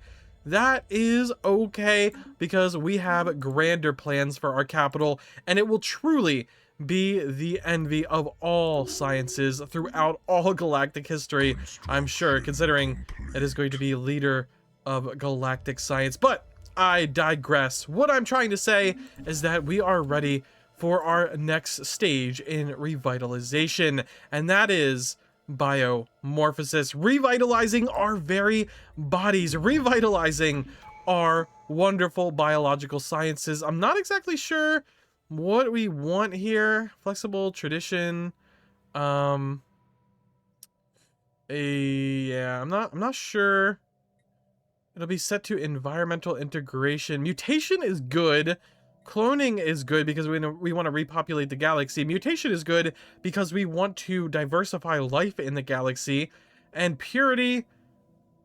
Okay, purity's not that great. So cloning or mutation? I think mutation might work. Our future lies within genetic mutation. Cloning also good. Environmental integration. What does environmental integration even do? Habitability. Granting the following for every 10% above 100% habitability. Job efficiency, pop housing usage, and amenity usage. Ooh. Okay. So our current habitability trait is replaced with mutagenic habitability. Okay, and I guess they adjust to the planet class that they're currently living on. Oh, that's perfect. Now we can reseed the galaxy with whatever worlds we want, and we can adapt to them. Oh, that is perfect. Okay, we're gonna go ahead and do that. We are gonna ignore that alien drag race and read altering the essence. Okay, gateway reactivation. Yes, we did that too. To expedite our evolution, we must decisively select the path that will define our journey. Engineering evolution is a task of profound significance. The alterations we implement now will reshape our future. To begin uplifting ourselves, we must now choose what path we want to do on our journey. First, we will do the path of mutation. Beautiful. So we're gonna go ahead and grab the path of mutation. Finally, uplifting ourselves, not just our friends, not just the new people of the galaxy, but uplifting ourselves. It's time we actually did something nice for ourselves genetically. We actually didn't even get rid of our bad traits yet. We haven't even modified our species. So yeah, that is what we are going to do. We're going to uplift ourselves just like we uplifted everyone else in the galaxy. Let's set up a mutation studying place here as well. It costs 800 minerals. Yikes. Kind of brutal. Okay, we'll do that. We should also probably do one here, so let's just buy another 800. Why not? Oh, we can set up a military academy, actually. I'm going to set up a military academy. I take it back. Death of a great leader.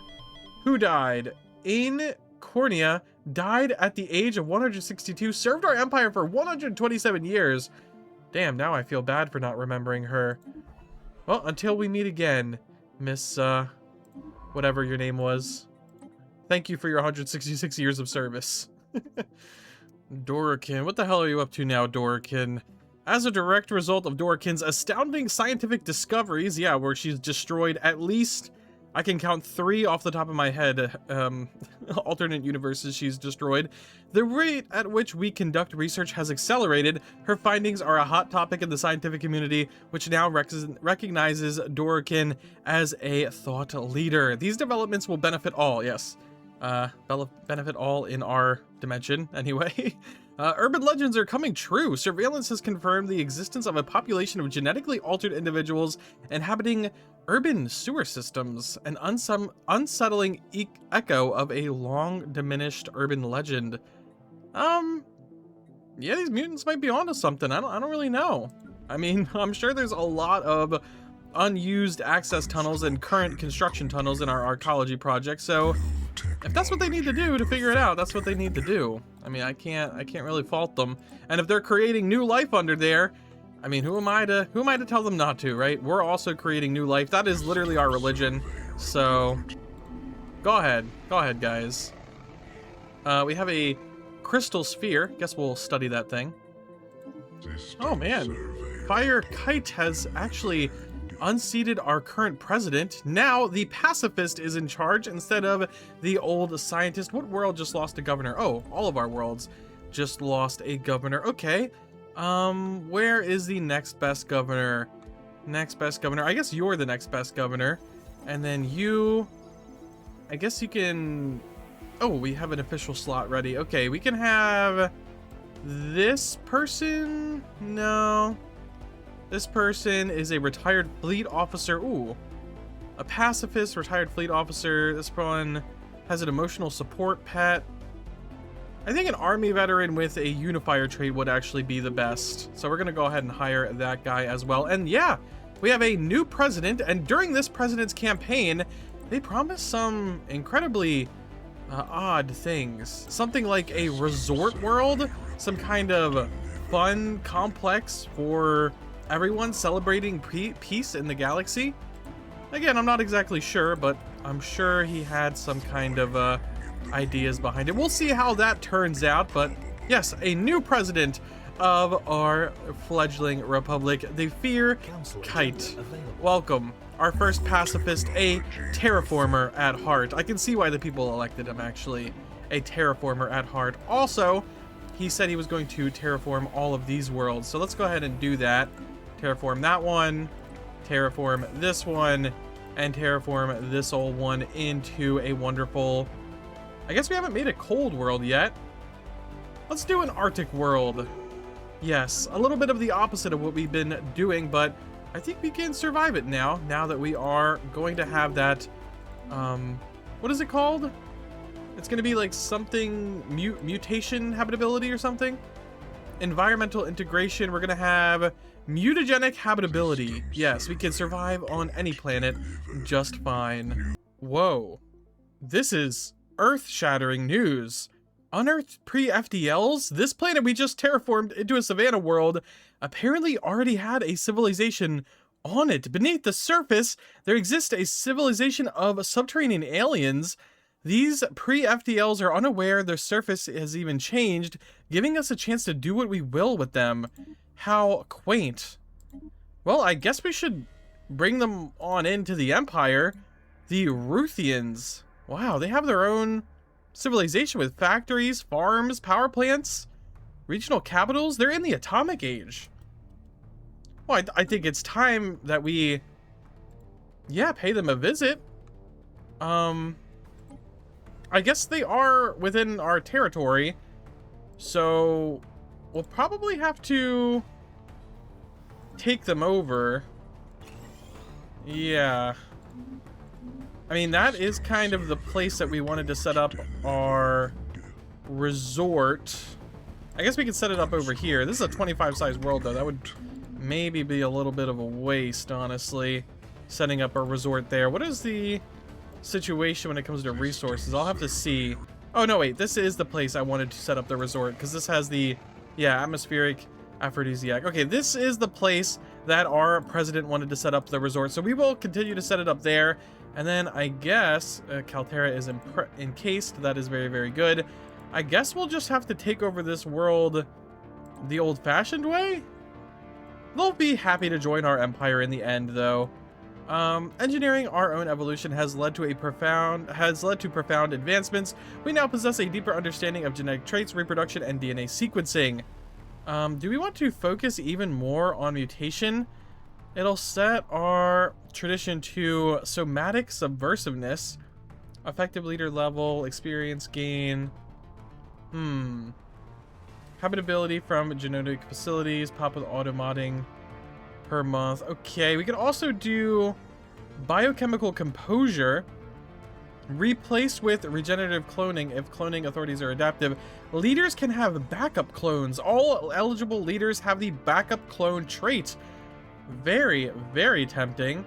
Or we can just get this leader traits thing. Okay, well, I think maybe instead of our leaders having backup clones, it might be better to just have our leaders be more skillful and live longer. I'm not exactly 100% into the whole cloning thing, and I definitely would like to double down on mutation. So yeah, we're gonna focus on mutation once again.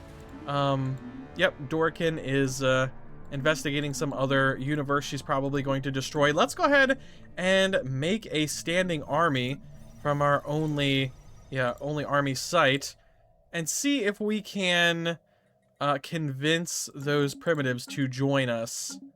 I think that is the way that we should go about this.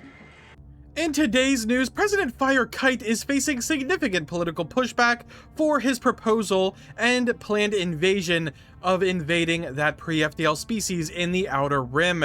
Many are calling it an anti-peace action in both his own pacifist party and the other parties of the Republic. Many law leaders and judges are calling the action illegal under the country's current constitution, only allowing defensive wars to be taken place. This army veteran, President Firekite, has argued that invasion, unity, and strength are the only ways towards a peaceful future, but many are saying it is not the only way, and invading the only other civilization that we have found in the galaxy is an atrocity, an anti-peace action, and very highly illegal.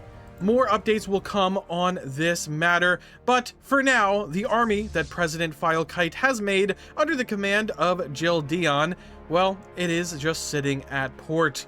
Invasion plans are currently in legal limbo. The National Prosperity Association has pulled ahead in the polls, but now they have a divisive relationship with their own sitting president. Crazy times in our empire. Currently, the only plans regarding the primitives that have been legally approved is the Kalnite Contraline Forge construction ship is headed over to build an observation post for the time being, observing the primitives, seeing if an invasion plan is necessary, seeing what we can, studying the primitives, studying the only other empire we have found yet in the galaxy. Other than that, everything else is in limbo. Will the president get his way, or will the powers that be within the law systems and within his own political party get their way and have the whole thing legally barred? Stay tuned. While legal troubles mount against the president, he does seem to be winning the next election. In the polls, he is over 20 points ahead of his competition. What's going on here? Clear out the enclaves. No, monitor their progress. We want more mutants. We want more people to get involved in mutation. But anyway, our president is looking like he is going to be reelected, but no legal loophole has yet been found. Our pacifistic ideals built into the Constitution of the Republic just don't allow an invasion of a neutral entity. Not unless that entity is trying to do anything hostile against us or is a threat to themselves or others. And unfortunately, currently, they don't seem to be. The observation post is in orbit right now, and once the president gets reelected, I am sure he will, do some stuff along with that. How many days left? 2 days left until the election, and, well, the people have spoken. They want President Firekite in charge, and they do want the planet to be theirs. Chelub Bill, they just do want it to be theirs. So I think our president is going to send Special Agent Atuk Moan, now that he's been reelected, to spy on the pre-FDLs, create a network, hopefully introduce or indoctrinate their society, plant advanced knowledge, smuggle populations, do whatever we can to advance and control this species so that they choose to join our empire themselves, so we don't have to actually have to invade them, since we legally cannot. Quephoth Prime, soon to be Quephoth Resorts, or Quephoth Gardens, or probably just the Foth Gardens. That kind of sounds like a cool name. Let's get rid of this. Foth and Gardens. Boom. It is already being cleared of blockers. Wonderful. Exactly what we needed. And I think what we also need, no, not a penal colony, but creating a resort world. There can be no active construction. Okay, I guess we'll clear these mountains first, and then we will make it a resort world, of course, being the promise of our wonderful president, recently re-elected, so the people definitely do want this. You are the governor of our core sector, so you definitely need to do what you need to do. I guess you can be an antiquarian. I suppose you can even start researching archaeological sites. That is fine with me. We haven't actually done that yet at all, so where is this world that I recently terraformed? I don't know. Anyway, we got a dark flow. Quephoth Gardens is about to be cleared of some mountains, and now we can make it a resort world. Beautiful. We have a shuttle crash. Ooh, what's going on? Oh, the dang primitives. During a clandestine mission to the surface, one of our shuttles was intercepted by a squadron of atmospheric fighters. A lucky missile disabled the shuttle's engines, and it crashed into a remote wilderness. Wait, this is an act of war. This is an act of war against our people. Maybe we can use this to our advantage. We need a science ship in orbit. Is there any science ships around? This one is the closest one. All right, Mr. Thane. Yes, Mr. Thane, you go and try to figure that out, please. You, I will uplift as well. The Numerians will be the first people working at the resort, at the gardens. Wonderful. Boom, boom. Uplift complete. Ascendance. Society data is always good for us. Good news coming from Chelabil, our little pre-FDL world. It seems like the operatives were in fact rescued. The remaining debris was destroyed, and the nation state where the incident occurred will no doubt just blame its neighbor for the border violation. But unfortunately for the president, it seems that this is going to be another legal defeat in court. This was not a justification for war, as the courts have deemed, and it is still unconstitutional to invade the planet, since we were the aggressors in invading their airspace. Wow. Another huge loss in the courts, another huge defeat when it comes to the people who voted our great president in to take this planet for our empire. But the president has other plans. He set up our operative secretly, unbeknownst to the public. He set him up for a reason, and that reason is to plant advanced knowledge within their countries, hopefully allowing them to move onto the space age, discover us, and then either try to secede or try to join. Either way, it will work out just fine for us. So that is exactly what we're going to do. We're also having some unexpected drawbacks. We definitely don't want to enforce a standard genetic template, so let's encourage diversity. 400 random pops will receive bioadaptability, social pheromones, or limited regeneration. Okay, I'm excited to see what exactly that's going to happen, what exactly that's going to do. And then we produce more research from our archaeo-engineers. Of course, yeah, more diversity is good. We have been dedicating ourselves to creating diversity in this galaxy where there was absolutely none for a long time. And speaking of creating that diversity. Let's make sure that we have all of our things in order for us to actually, yeah, there we go. Let's go ahead and build a research institute so we can free up a space here. We might want to build a Citadel of Faith. We might want to build a lot of different things. Not exactly sure yet. A Citadel of Faith would be great because our archives are here and everything on the archives is important as of the moment. Let's go ahead and buy some crystals and build that Citadel of Faith. Wonderful. Boom. That should probably go after the Research Institute. There we go. Wonderful, wonderful. Oh, we also got Ancient Refineries, another wonderful tech. The world will chug along, even though it seems like our constitution just simply does not allow us to unite the galaxy in any hostile way. Even if it's what the people want, even if it's what the president wants, it is simply not legally possible. Investor...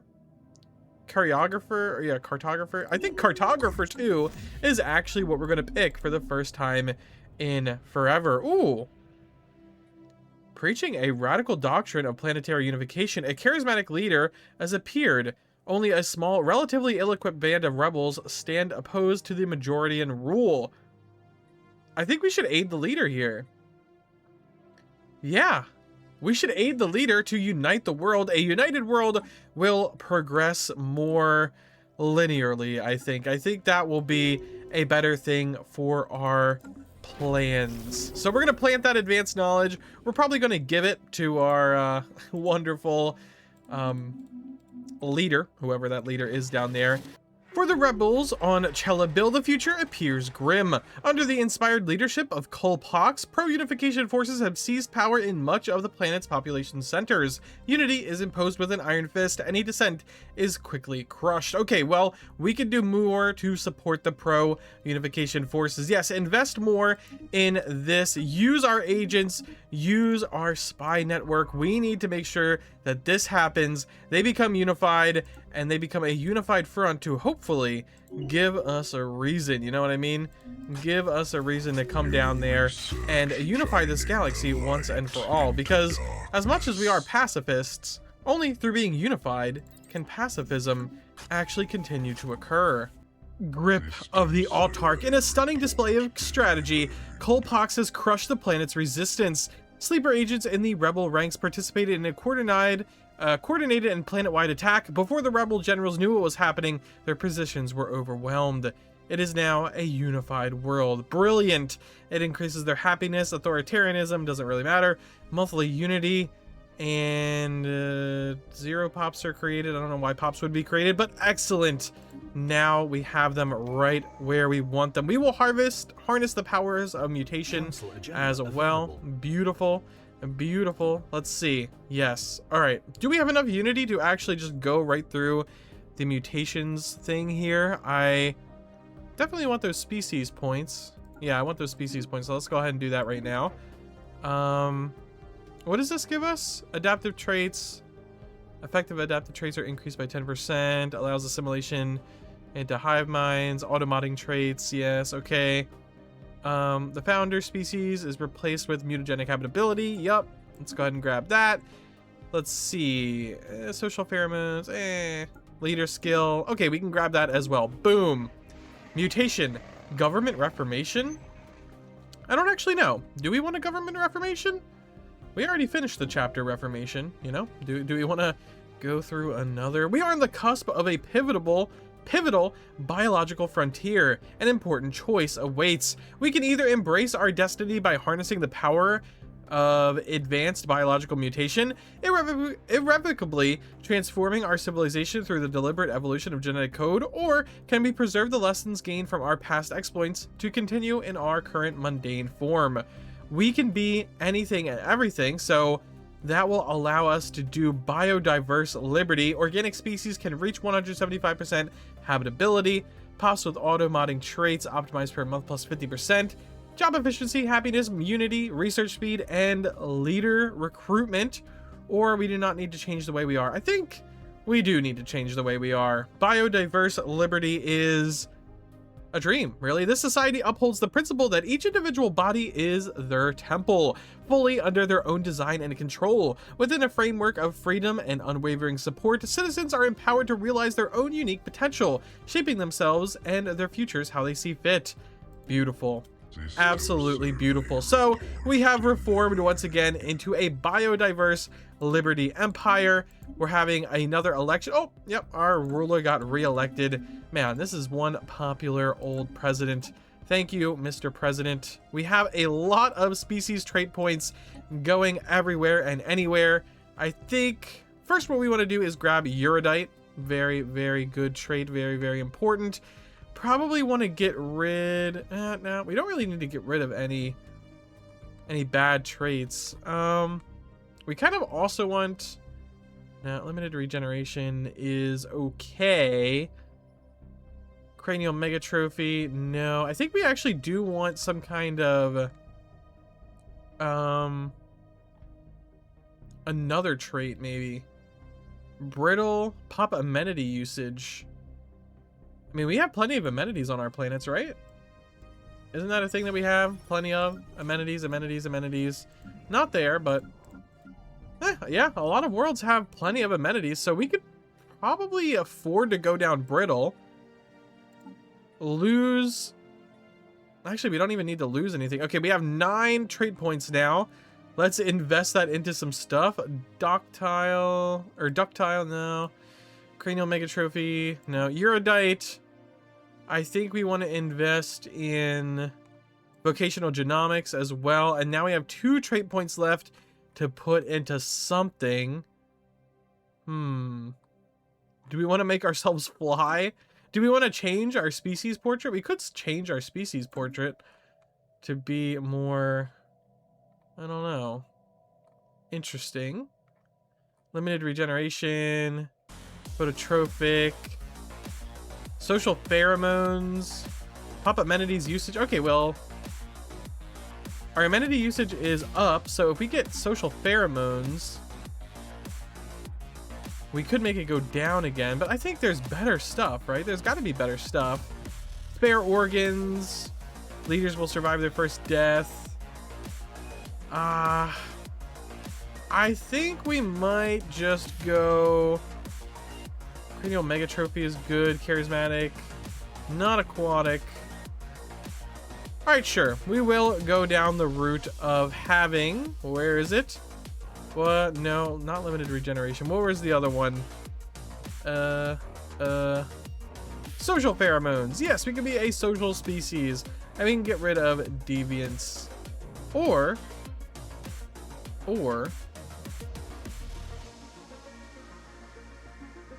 Yeah, that's what we're gonna do. Situation log updated. Boom. A fleet of ARC ships are being created at Cal Prime Station, ready to finalize our revitalization of the galaxy. All of these ARC ships that are being constructed will go to the newly terraformed worlds we have terraformed over the last couple decades, and they will all create their own unique species on that world. Fully sentient and fully sapient as soon as we uplift them. A beautiful evolution that we have overseen and will continue to oversee throughout the years. We are masters of mutation. Let's go ahead and finish that work. But yes, all of these ships will go out and revitalize the galaxy at last. We have revitalized our own genetic code, becoming masters of mutation, and yeah, just becoming really smart, really good at everything, and then really habitable on everything as well. So yeah, I mean, that seems like we have revitalized the galaxy. As soon as all of these colony ships and the ones that are currently being built again touch pay dirt and we uplift those species, I will call it a wraps on chapter 3, revitalization, because, well, I mean, if that isn't revitalization of the galaxy, I really don't know what is. And we have an exciting chapter coming up after it, although, I mean, the current chapter is pretty exciting. All of those ARC ships are off to create their own unique species to seed the galaxy with. An insane feat of genetic and regular engineering. Look at these guys off to seed their worlds. Beautiful. We're also uplifting those guys. How close are they to being fully uplifted? Let's grab that. Let's grab leader lifespan. Wonderful, wonderful. Where are these guys? Oh yes, you over here. 67%. I mean, could be better. Could be better. Let's plant some more advanced knowledge and get them ready to join us in the galactic stage. Also, this is my beefy list of leader traits. I don't know why we have so many leader traits available to us, but yeah, we basically could just pick whatever trait we want for our leaders whenever we want. Our first planetscaper over here, we can't even see their name. Well, now, I mean, now we can, but we can't even see his name because the list is so long. Let's go ahead and grab Maniacal. It's basically the same as Genius. A very, very good trait. And, oh, our home station has been upgraded to a citadel. A black site is good. We are inventing new megastructures. I do have the megastructure technology, and that will be a big part of what we're about to do next. The pre-FTLs have blasted off into space right as planned, and we can now see their little star station above their world. I'm sure this little bad boy has some of our own tech in it, considering we have uplifted them with our tech secretly several times. You sneaky President Kite, you. Well, yeah, we can even see the worlds, or the cities of their world from the surface. Even though they're undergrounders, it seems like some of their industry has moved to the surface. Beautiful. They are very, very close to achieving the next age. The next age being the space age, where we will be able to tell them that, hey, this star system is already within our control. So you can either declare war on us to secede from our empire, or you can just join peacefully. It'll be a glorious day when we can finally do that. But it is a glorious day for other reasons, more important reasons, better reasons, as we have named, developed, and colonized all of these beautifully terraformed worlds across the galaxy. Wow, these ones are right next to each other. As you can see, a arid world right here, a Arctic world sitting right next to it, both named after the people that they have that have been created there. This is Terra Cyan with the cyanide people in there. They have adaptive mutations, which is absolutely wonderful. Mutagenic habitability, so they are always going to be habitable to this planet and any planet in our empire that they choose to move to. It's a beautiful sight. All of these planets are being developed as their own thing. That was, of course, a commercial world, industrial world, a spiritual enclave over here. Probably could use a citadel of faith and all of this wonderful stuff. And yes, that leads us into our next chapter. The galaxy has been quite revitalized. Life now exists on many, many worlds in the galaxy. Our species has been revitalized with new traits, better traits, mutation, abundant. Our whole government has switched over to a revitalized, just galactic level government. So I think it's time to move on. We have revitalized the galaxy, and now it is time to rebuild the galaxy. Yes, that's right. Chapter 4 will be Rebuild, where we will rebuild the galactic wonders of this galaxy. Not just the literal galactic wonders, such as the megastructures, which we are going to fix. This ruined strategic coordination center is going to be the new strategic hub of our military. Very, very shortly, in only 4,800 days, we will have our own fully reconstructed and rebuilt strategic coordination center to lead our military. We will also have all of these worlds in the galaxy that used to be full of life, I'm sure, then went to barren worlds, and now will be rebuilt into industrial powerhouses, forts, scientific enclaves, farms even. So many things will be rebuilt in our empire, and our empire itself, our government, our republic will be rebuilt across the galaxy to become a galactic republic and to become an economic powerhouse that we were always meant to be. I mean, it's an empty galaxy. We might as well exploit the resources in it while we can. Let's go ahead and build that.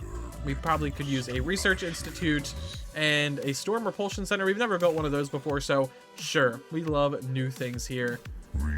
Much to gain, yet much to lose. The existence of a theoretically FTL-capable craft on Cheleb is now confirmed. They have moved on to testing, hoping to soon break the light speed barrier. If they are successful, they will technically be ready to engage in galactic diplomacy. Such an encounter is sure to have profound effects on their society, for good or ill. Yeah, we grow wary. Send them along, speed them along their way. I am more than happy to see these guys get up to whatever it is that they're getting up to. I hope they aren't trying to get over to our sun and build their own little starbase, because this starbase is already property of the Republic. Sorry to say, we have terraformed your world into a more livable surface. It's rightfully ours, and we got to the system first. It is all just rightfully ours. So I actually don't need that. So we can do some fleet capacity. There we go. Where are you off to? He's out here exploring. The pre-FTLs are out here exploring. Not exactly sure where they're trying to go. Maybe they're mapping out their system. Okay, they're in the space age. They have finished construction of their first interplanetary vessel and on their home world. For better or for worse, they are now ready to join the galactic community. Well, not on my watch. Greetings! You have no doubt taken note of our ascent from humble beginnings, just as we have taken note of your starbase orbiting our star. We understand that this starbase represents some sort of hypothetical claim on this system. We ask only that you relinquish this hold on our space, ceding the starbase to the beings who have called Cheleb home since time immemorial. It is only just. It is maybe just, but I really can't allow this to happen. We have been waiting for this day for a long time, and to President Kite over here, well, it is a laughable demand from an immature civilization. So we will now take control of your world. Sorry to say, it is time for you to relinquish that control.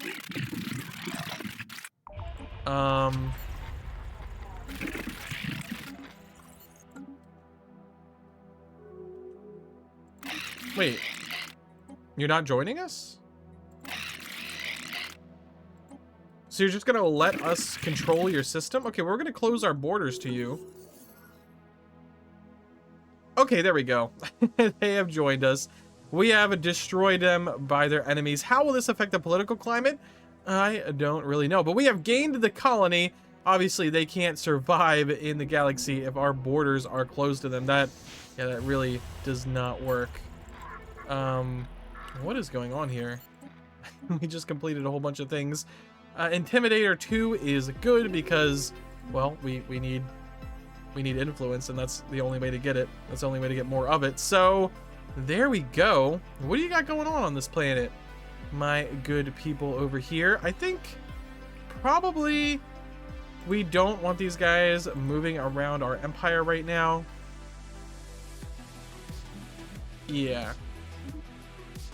Yeah, let's go ahead and restrict them to their planet while we reorganize it. We're not sure exactly how hostile of intent they are going to go around the galaxy having. So let's go ahead and set up some energy generation. Seems like they are still in charge of their own space over here.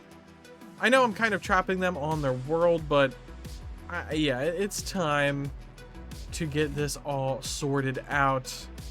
Yeah, this is a very diverse economy type world. We'll take care of that and get it to a more... I mean, this is an amazing mining world. Maybe we should just have this be a mining world. Honestly, yeah. I think this could be just a really good mining world. We're kind of running out of minerals. I mean, I know we're still plus 300 a month, but as you can clearly see, our minerals are being sucked out just as quickly as we are sucking them in. Chapter 4 Rebuild has been a resounding success so far. We have rebuilt the Strategic Coordination Center. We have not rebuilt the attitudes of these people on Cheleb, but that is okay.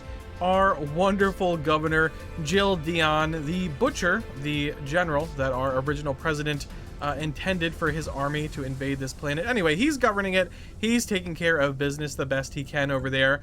But Anyway, back to chapter 4, rebuild. We have rebuilt the strategic coordination center, and we have built new mega structures since. We've built the mega shipyard just in case we need new ships when we are fighting the calamity, if it ever does in fact come back.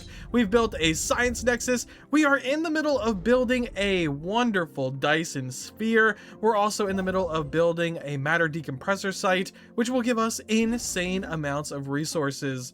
A beautiful, beautiful empire we have rebuilt. And I will say, I mean, this is a rebuilt empire. We may not control the entire galaxy, but we control enough to have a really, really strong presence. We have the ability to go around the galaxy and project our might. We have the ability to terraform and colonize worlds at whim if we want. We are big enough that we haven't even colonized all of the planets in our empire, and we are doing just fine. Many of the planets that are being, yes, rebuilt, are well on their way to being complete. Some of them already are more or less complete. Like, what can I do on this world? I can add another commercial zones, okay, but other than that, this planet is 100% rebuilt. It is a commercial world, an important world in our empire. Terra Cyan, where we have made the cyanidite, whatever they are, species, all important worlds that we have rebuilt. And I'd say our empire is well on the way of being more or less rebuilt as well. Many planets, many systems, mega structures. What else can we say? I mean, we're not going for a controlling every single system in this galaxy. We simply don't have enough influence and only produce 5 a month. So yeah, not much we can do about that. I think we'll keep our eyes on the prize, such as rebuilding our economy. I don't know why these guys contact us. As you can clearly see, they are gone. But sure, help us share in their splendor, you weirdos. You haven't existed for the whole game, but I don't know, maybe the game hasn't registered that they're gone. It doesn't really matter. What does matter is that we are well on our way of being rebuilt. A galactic empire resurfacing, retaking control. Now we just have to make sure that we have prepared fully enough for the crisis to rear its ugly head. As you can see, we have quite the nice fleet here. All right, we have quite the nice fleet, and our general, our commander, Ipodine, is confident that he could defeat any threat with such a fleet. There is nothing in the galaxy that could even come close to defeating us at this point. 500 fleet power, 4,000 fleet power. We have 10 times 4,000 fleet power, so I think we are sitting pretty comfortably right now. Yeah, let's go ahead and forsake this dangerous technology. We do not need that to win. The crisis better not show its ugly face around here, or it'll get what's coming to it. Rebuilt. Well on our way to being rebuilt. Hallelujah. Ugh, bribed officials on Chelabil. Recently obtained evidence has revealed that a large number of government officials on Chelabil were on the... what's going on here? Event chain Interstellar Refugia. Mean Juarn discovered an underground facility housing more of our kin in stasis and successfully awakened them. Unlike us, they retained faint memories of their previous lives and are sustained by stories of great space empire that may one day come to rescue them.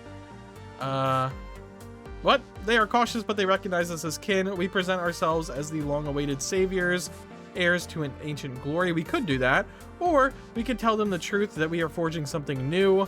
Additional references in the archives allowed us to narrow down a second candidate with stasis pods. Oh. No, I don't, we're not their ancient saviors. We are building something new here. We are building something new here. Everyone except these people on Cheleb. Several arrests have been made, but many of the officials have abandoned their posts when they realized the jig was up. Corruption on Cheleb seems to run deep. Yeah, they never wanted to be in our empire. And now, well, they are. They're not happy about it. 24% stability. Not the worst, but not the best. They are just going to have to deal with it, though. They are part of our empire, whether they like it or not. Study these new processes. I would rather harvest the resources. And a funny thing about when you choose to harvest resources is you can set up a Dyson swarm, and then it'll harvest a bunch of exotic gas. Very, very fun. Wary sleepers. Is this more of our kin? Yes, it is more of our kin in stasis and succeeded in waking them, but they responded with fear, demanding we leave. They neither recognized us as kin nor welcomed our presence. After a tense negotiation, they expressed a desire to leave and explore the galaxy. We could offer them a simple ship at a modest cost, or, given our constant need for labor, we could relocate them to the nearest colony, and perhaps they'll see a reason. No, we're letting sleeping gods lie. I guess, yeah, we can give them a ship. Go explore the galaxy if you want to. Just share your findings with us. Okay, we've constructed a gateway. Wonderful. I've constructed a gateway in our home system. So this actually connects us to a lot of places all over the galaxy. Over here, over here. Very, very nice. Jildion is quickly losing control of his world.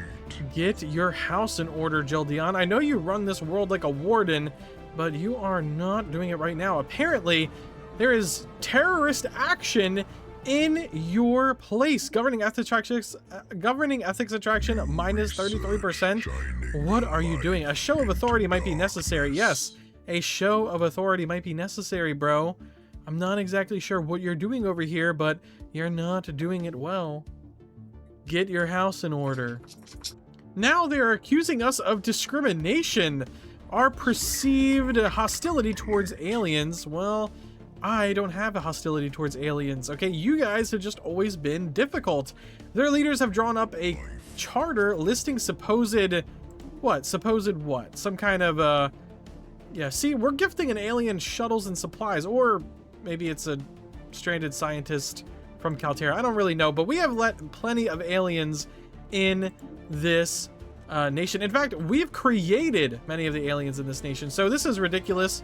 Obviously, very, very ridiculous, but I mean, popularity of the revolt is growing. Jildion is not currently doing his job of being this world's warden. Not exactly sure what is going on here. The return. Okay, the sleepers who took our vessel have returned aboard a massive warship, no less. Their journey across the galaxy has brought them into conflict with pirates, who they outwitted and ultimately overthrew. Seizing the enemy ship sparked something in them, a taste for piracy. From there, their raids grew bolder, their targets more powerful. But even successful piracy can't last forever. Now they've come home, seeking stability. Well, we don't need a cruiser. We don't need a colony ship. I guess we could use some more labor to outweigh the useless people on this planet. Oh my gosh, an actual revolt. We are at war. Hostile fleets are in our space. The populace on Chelabil are rebelling. They have cast off our rule and now style themselves as a mercantile guild. Okay, yeah, this is obviously an act of war. They have finally done it, declared war on us. We always knew they will. You were right, Mr. President. You were right. Okay, let's get your right-hand man of action.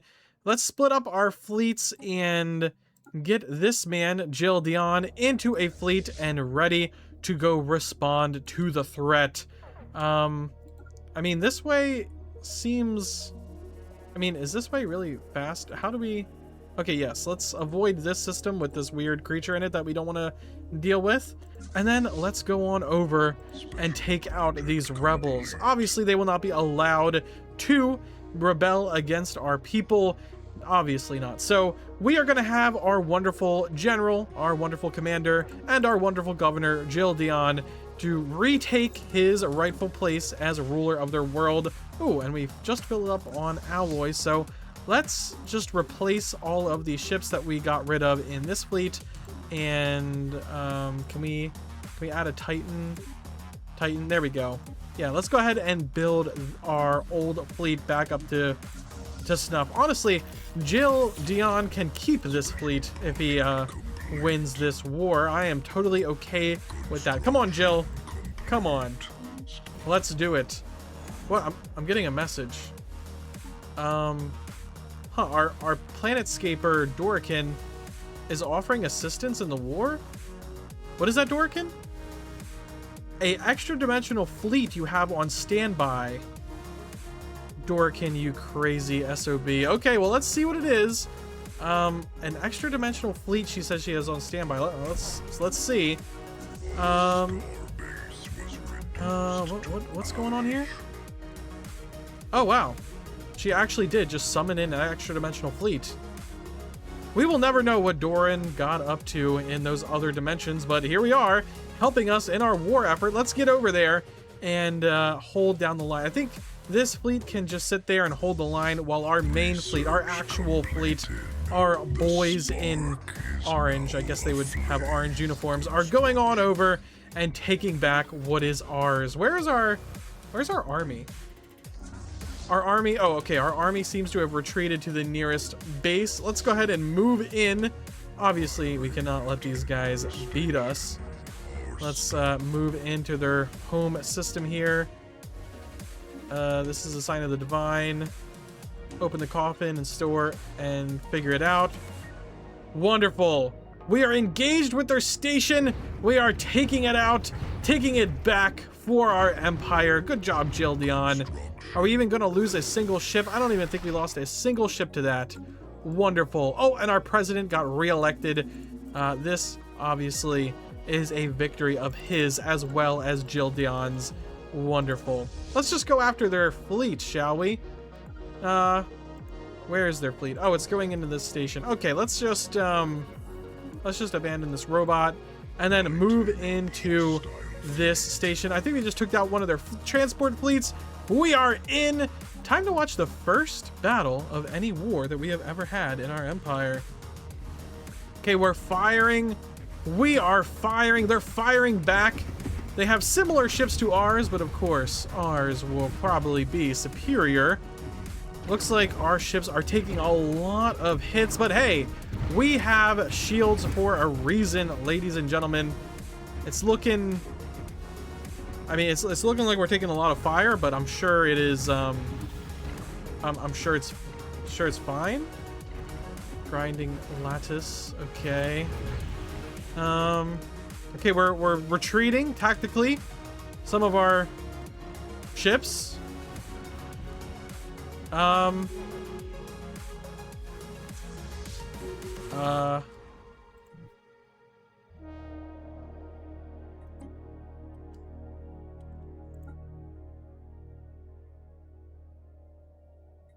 Okay, I'm getting reports that I'm getting reports that we have surrendered.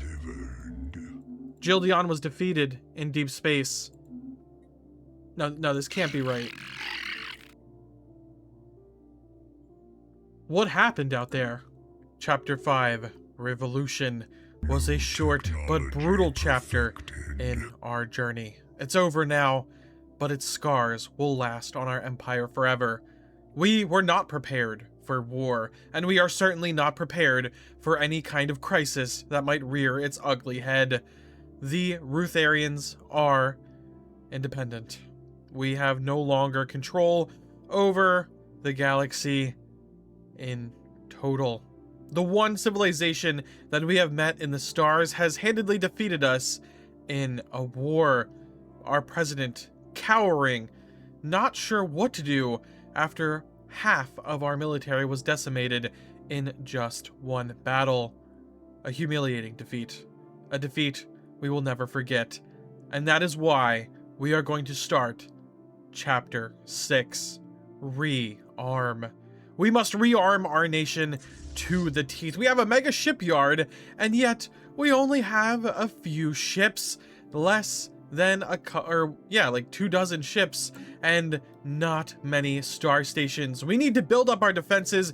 We need to build up our offenses. And we really have the Rutharians to thank for waking us up to this fact. So far in the galaxy, we've only faced minor opposition, but even this should be minor opposition from a fledgling nation that had barely any time to prepare a revolution.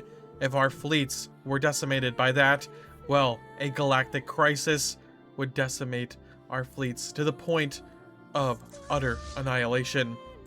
Well, that is enough fear-mongering for now.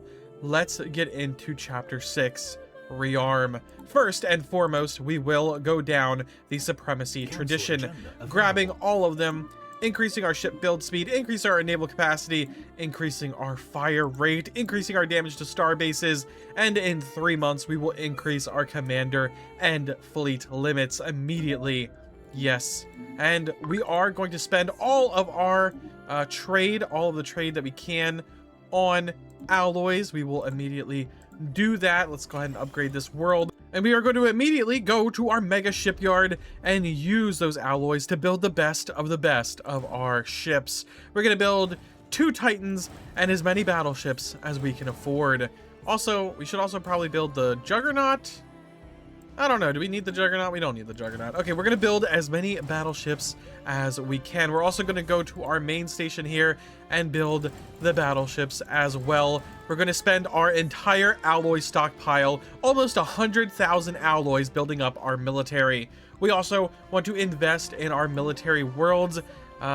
This is a heavy industry world, so this actually is pretty good. Let's go ahead and try to get some people to move here. Oh, I did not mean to get rid of planetary growth. I meant to encourage planetary growth by sending out some luxuries. Is there any other worlds where I can afford to set up a military outpost? Nah. Resort complex, no. Okay. This station has a commercial nexus instead of a second planetary defense thing. I don't know, maybe I could give up. No, let's just build this. We might colonize another planet just for a world full of armies. In fact, yes, let's go ahead and colonize. What should we colonize? We've made some outposts over here.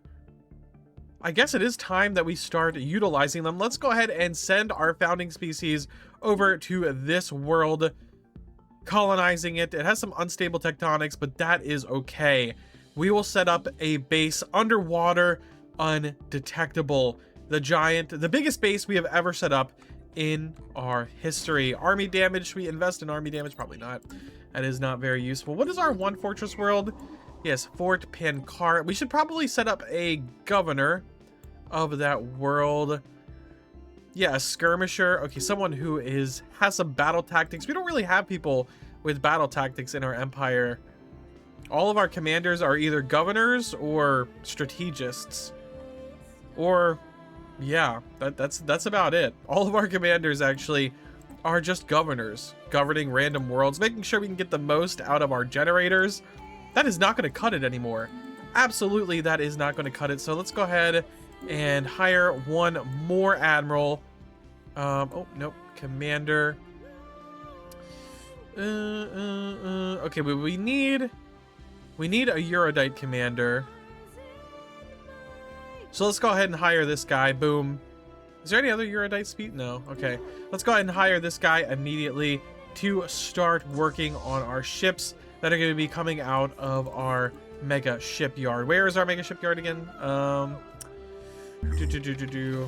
Abandoned amusement park. Oh yes, right here. Okay. 80 days. Okay, once those first batch of ships come out, I will assign our captains. And we are in wartime economy mode right now. We are absolutely hunkering down, preparing, making sure everything is ready for when the crisis does come, because this is a wake-up call. This is an absolute wake-up call that we really kind of needed, and I'm happy to have. It's time to rearm. Jill Dion has returned. His tail between his legs, he understands the gravity of the situation. Many didn't even know if he survived, the president included. When he surrendered, he didn't know if the fleet that just jumped into hyperspace even contained his personal friend and general, Jill Dion. But it is time to put that past us and have Jill Dion learn how to become an actual battle-tested commander, become a hero that he could have always been. No longer will he be ruling over some, I don't know, pre-FDLs, former pre-FDLs with an iron fist. Now he will, I don't know, do his best to, okay, where is the fleet? Yeah, old fragments. Let's go ahead and move all of our old ships onto there. Now he will do his best to serve the Republic in a new, dignified manner. Let's go ahead and set him in charge of these 9 battleships right here. We have another 8 battleships right here. Let's see if we can move as many as we can on over. Are they in the same place? No, they need to become in the same place, and then we'll move some over. Our dimensional anchor is... Okay, we're lacking some alloys. Let's spend our stuff to do that.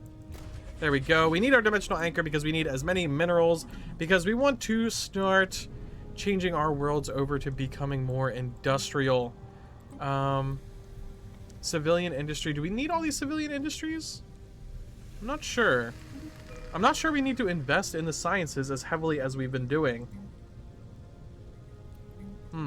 We have a lot to consider here. We have a lot to consider, but long story short, we are prepping. Everybody knows their mistakes, and we are trying to fix them. Our wartime economy is in full bloom. Our homeworld has went from producing 0 alloys to 1,300 a month. And yes, it is only increasing. We are going to make sure that we can build every ship that we need to. Our industrial station is at full capacity.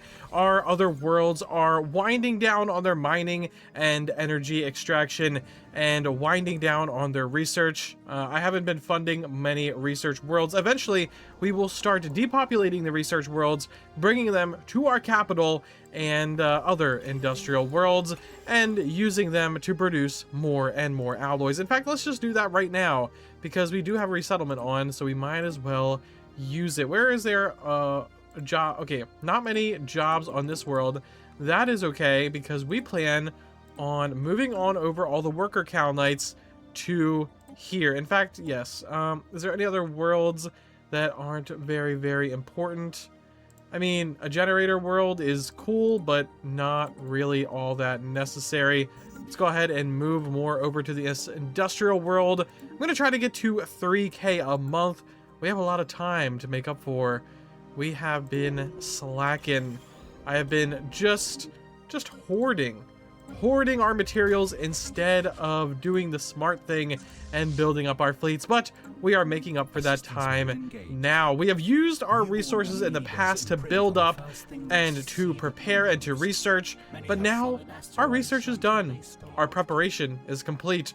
It is just time to build the massive fleet. Build the biggest fleet we possibly can. Sure, we'll ask for further assistance. So, yes, each of these fleets is only 80K, but once we get done some more research, and once we get done we'll do astral shielding as well as all of the benefits here. I mean, how many are we plus a month on all of our strategic resources? Okay, well, we might as well use our strategic resources now just to boost our standing. Volatile ammunition.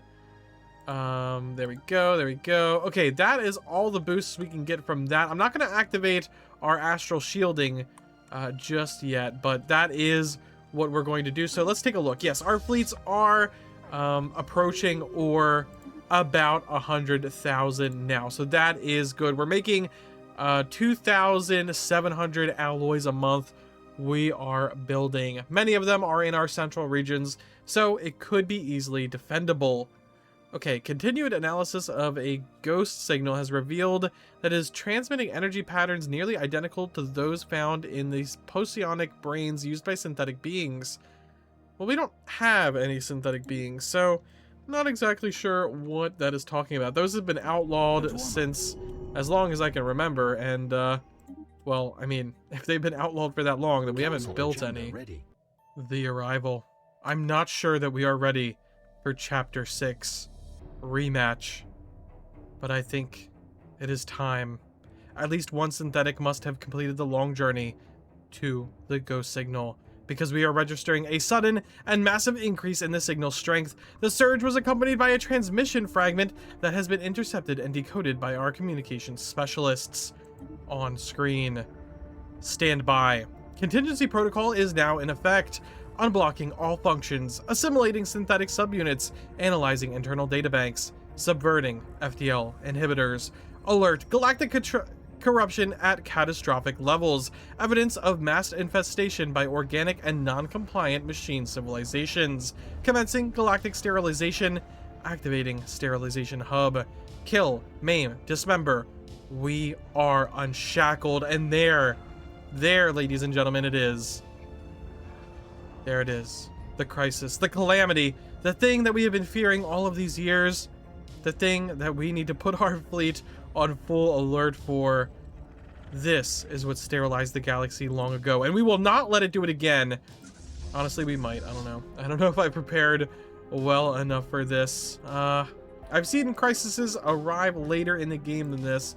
I didn't know if I had a little bit more time, but I do not. So here we are. We are at, yeah, we're about 3,000 alloys a month. We have all of our important megastructures built. We have reorganized our homeworld to be, yeah, to be a hub for production. Okay, let's see. Where is the first machine world? Ooh, Terra and Thera. Oh no! Right in our, oh my god, right in our industrial sector here. 900,000 fleet power on each of those fleets. Ooh, that's kind of brutal. Oh man, I think I messed it up, fellas. Okay, well, this does not bode well. I think it is time. Oh man, kind of right in our empire. Okay, well, ooh, wait. Oh my god, this is like the worst system it could have possibly popped up. Oh god, no. I was hoping it would spawn literally anywhere but here and there. Oh no. Oh no. Oh lord. Okay. Well, let's go ahead and do desperate measures, because this is a desperate measure. I mean, ooh. Ooh. We have Defenders of the Galaxy. I'm not sure it'll be enough, honestly. You know, it's kind of hard to build an economy when you don't have really that many planets. I'm blaming everything other than myself here. I think we are quite in trouble here, if I do say so myself. Time to build up all of our fleets to the max. Titan, I would really like a Titan on there. Battleships, more battleships, more battleships. Okay, that is all of our resources. I'm not sure what we should do here. I guess...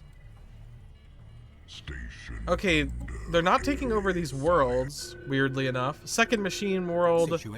Where is this? Okay, this is... Ooh. Near our other fort. Okay, well that one's not too bad. That one's not too bad. I mean, it does have a wormhole right over to one of our core systems, but... Sheesh. Okay. We're gonna do what we can. If we see any fleets try to bomb these worlds, we are going to move our populations off of them. We have another machine world all the way over here. Okay, that works out for us. Man, the contingency only is going to have one target too. That is another brutal fact. Okay, fourth machine world, where is it? Where is it? Okay, it's in the middle of nowhere. Good. Okay, okay. This machine world down here we have to take care of first. We need to definitely catch it while it's in one of our systems. Otherwise, we don't stand much of a chance at all. Oh man, they're invading one of our worlds, and they are definitely going to take it. There's really not much we can do. I should have evacuated these guys beforehand. I was trying to keep an eye on it. Oh no. Another bad thing is that we just lost our matter decompressor. Oh good god. Okay. We're trying to research all of the texts that we have been avoiding to try to avoid this moment. Okay, President Kite. Well, he might see the end of the universe here. Alright, Mr. Kite, do something, please. We're minus on... Yeah, we're negative on minerals now. Oh, Lord. Okay. I don't think I think it would be foolish to start moving in right away to try to meet them on the home front. We got a little bit more fleet capacity here, so let's go ahead and build up some fleets. Build up some fleets here. And then we should make a whole new fleet with all of our remaining resources. Station. I'm not sure our current fleet power would be able to defeat one of their fleets in a 1v1. I'm not sure at all, and we would definitely take some heavy losses, so Hostile I'm not ships currently gonna flare risk on it. sensors. Yeah, I'm not gonna risk it, so... Assault. Okay, how is our home planet doing? Okay, our home planet has pretty much been fully converted into a alloy world. We're definitely going to need it. We're losing some of our other alloy worlds across the galaxy, so... Oh man. We're about to lose another one of our Dyson swarms as well. We already lost our matter decompressor. I don't even want to look what's going on over here. Yeah, this world is not long for, well, this world either. Ooh, oh man. Oh man. I just needed like 10 more years to prepare for this. You know, crises can spawn in like 2500. I've gotten to the year 2500 and a crisis never spawned at all. Oh. Oh man. We're about to lose our vivarium. Oh no. All of our poor space amoeba. Oh, they're pushing into our core sector. And our fleets are doing well. I mean, look at these babies. Again, if I just had like 10 more years, I could have definitely done this. But yeah, we don't have 10 years. I started preparing just a few years ago. I wanted to use all of our resources to build up our economy, terraform everything, save up our resources, not have a huge fleet that I'm having to pay monthly on maintaining. I just thought maybe that could be the way. I definitely wanted to get all of our researches done first and then switch on over to a alloy economy. I mean, it worked, but I just thought the crisis would spawn in later like it normally does for me. But no, it's here. And it is 10 times, and I don't know. I feel like we could go up against like one of their fleets at a time, but more than that, it might be a little brutal. Ooh, we're moving into this system. Where are our fleets? Oh no, oh no, no, no, no. We cannot be split up. We will get obliterated times 1 million. Okay, we'll get out of there. Zactera, a very, very good world. A very, very good world. Starbase under assault. Our But there's nothing we can do. stars reduced to ash. Okay, their fleets are moving into here. Let's get as far away from their fleets as possible. If we can't win this battle, we do not win this war. So let's see if we do in fact win this battle. Let's go ahead and activate the astral boost, activate jump, activate everything, activate emergency we're gonna die mode. Where is it? Desperate measures is on. Let's get astral shielding in there. All right, here it is, the moment of truth. Oh, Dorican died, our shifty scientist.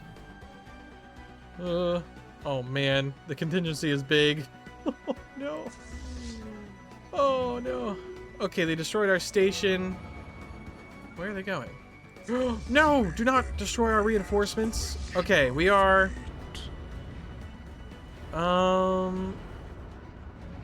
Man. Oh man, yeah, no, it's not even... Oh yeah, it's not even close. Oh yeah, it's not even close. Okay, well, I thought this was a good ship design. I thought we had every bonus, but the 10 times crisis is too strong. I know they have shield hardening now, but I didn't think it would be that brutal. Well, let's take a good look at our species tab. What have we done in this galaxy? We have reseeded it with life fully. Look at that. Look at that beautiful, beautiful species tab. We've created all of these guys. We've mutated them. We've done them good. We've done ourselves good. We've done good. We have done good. It was not enough. The galaxy will be rid of life again soon enough. Krendite died. What about Dill? What was his name? Mr. Dion? I think Mr. Dion died in that battle too, yeah. We all died. We're all gonna die. My bad, guys. 10 times crisis, a little strong.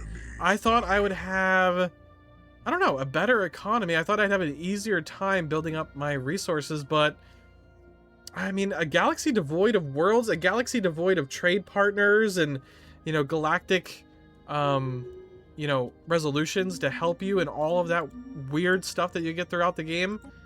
It seems like that actually is kind of important. Well, there you have it. It seems like the galaxy will be cleansed of life once again.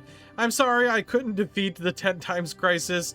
I thought we would have more resources at our disposal, more time, but it seems that was not the case. We're getting an energy spike. It seems like another robot empire, this time in blue, wants to help us, but I think by the time it does anything, we will all be long gone. It was just a little bit too late, Mr. Cybrex. All of our people are dead. Our homeworld has been smashed, and I think all of the life that we have created will return to dust once again.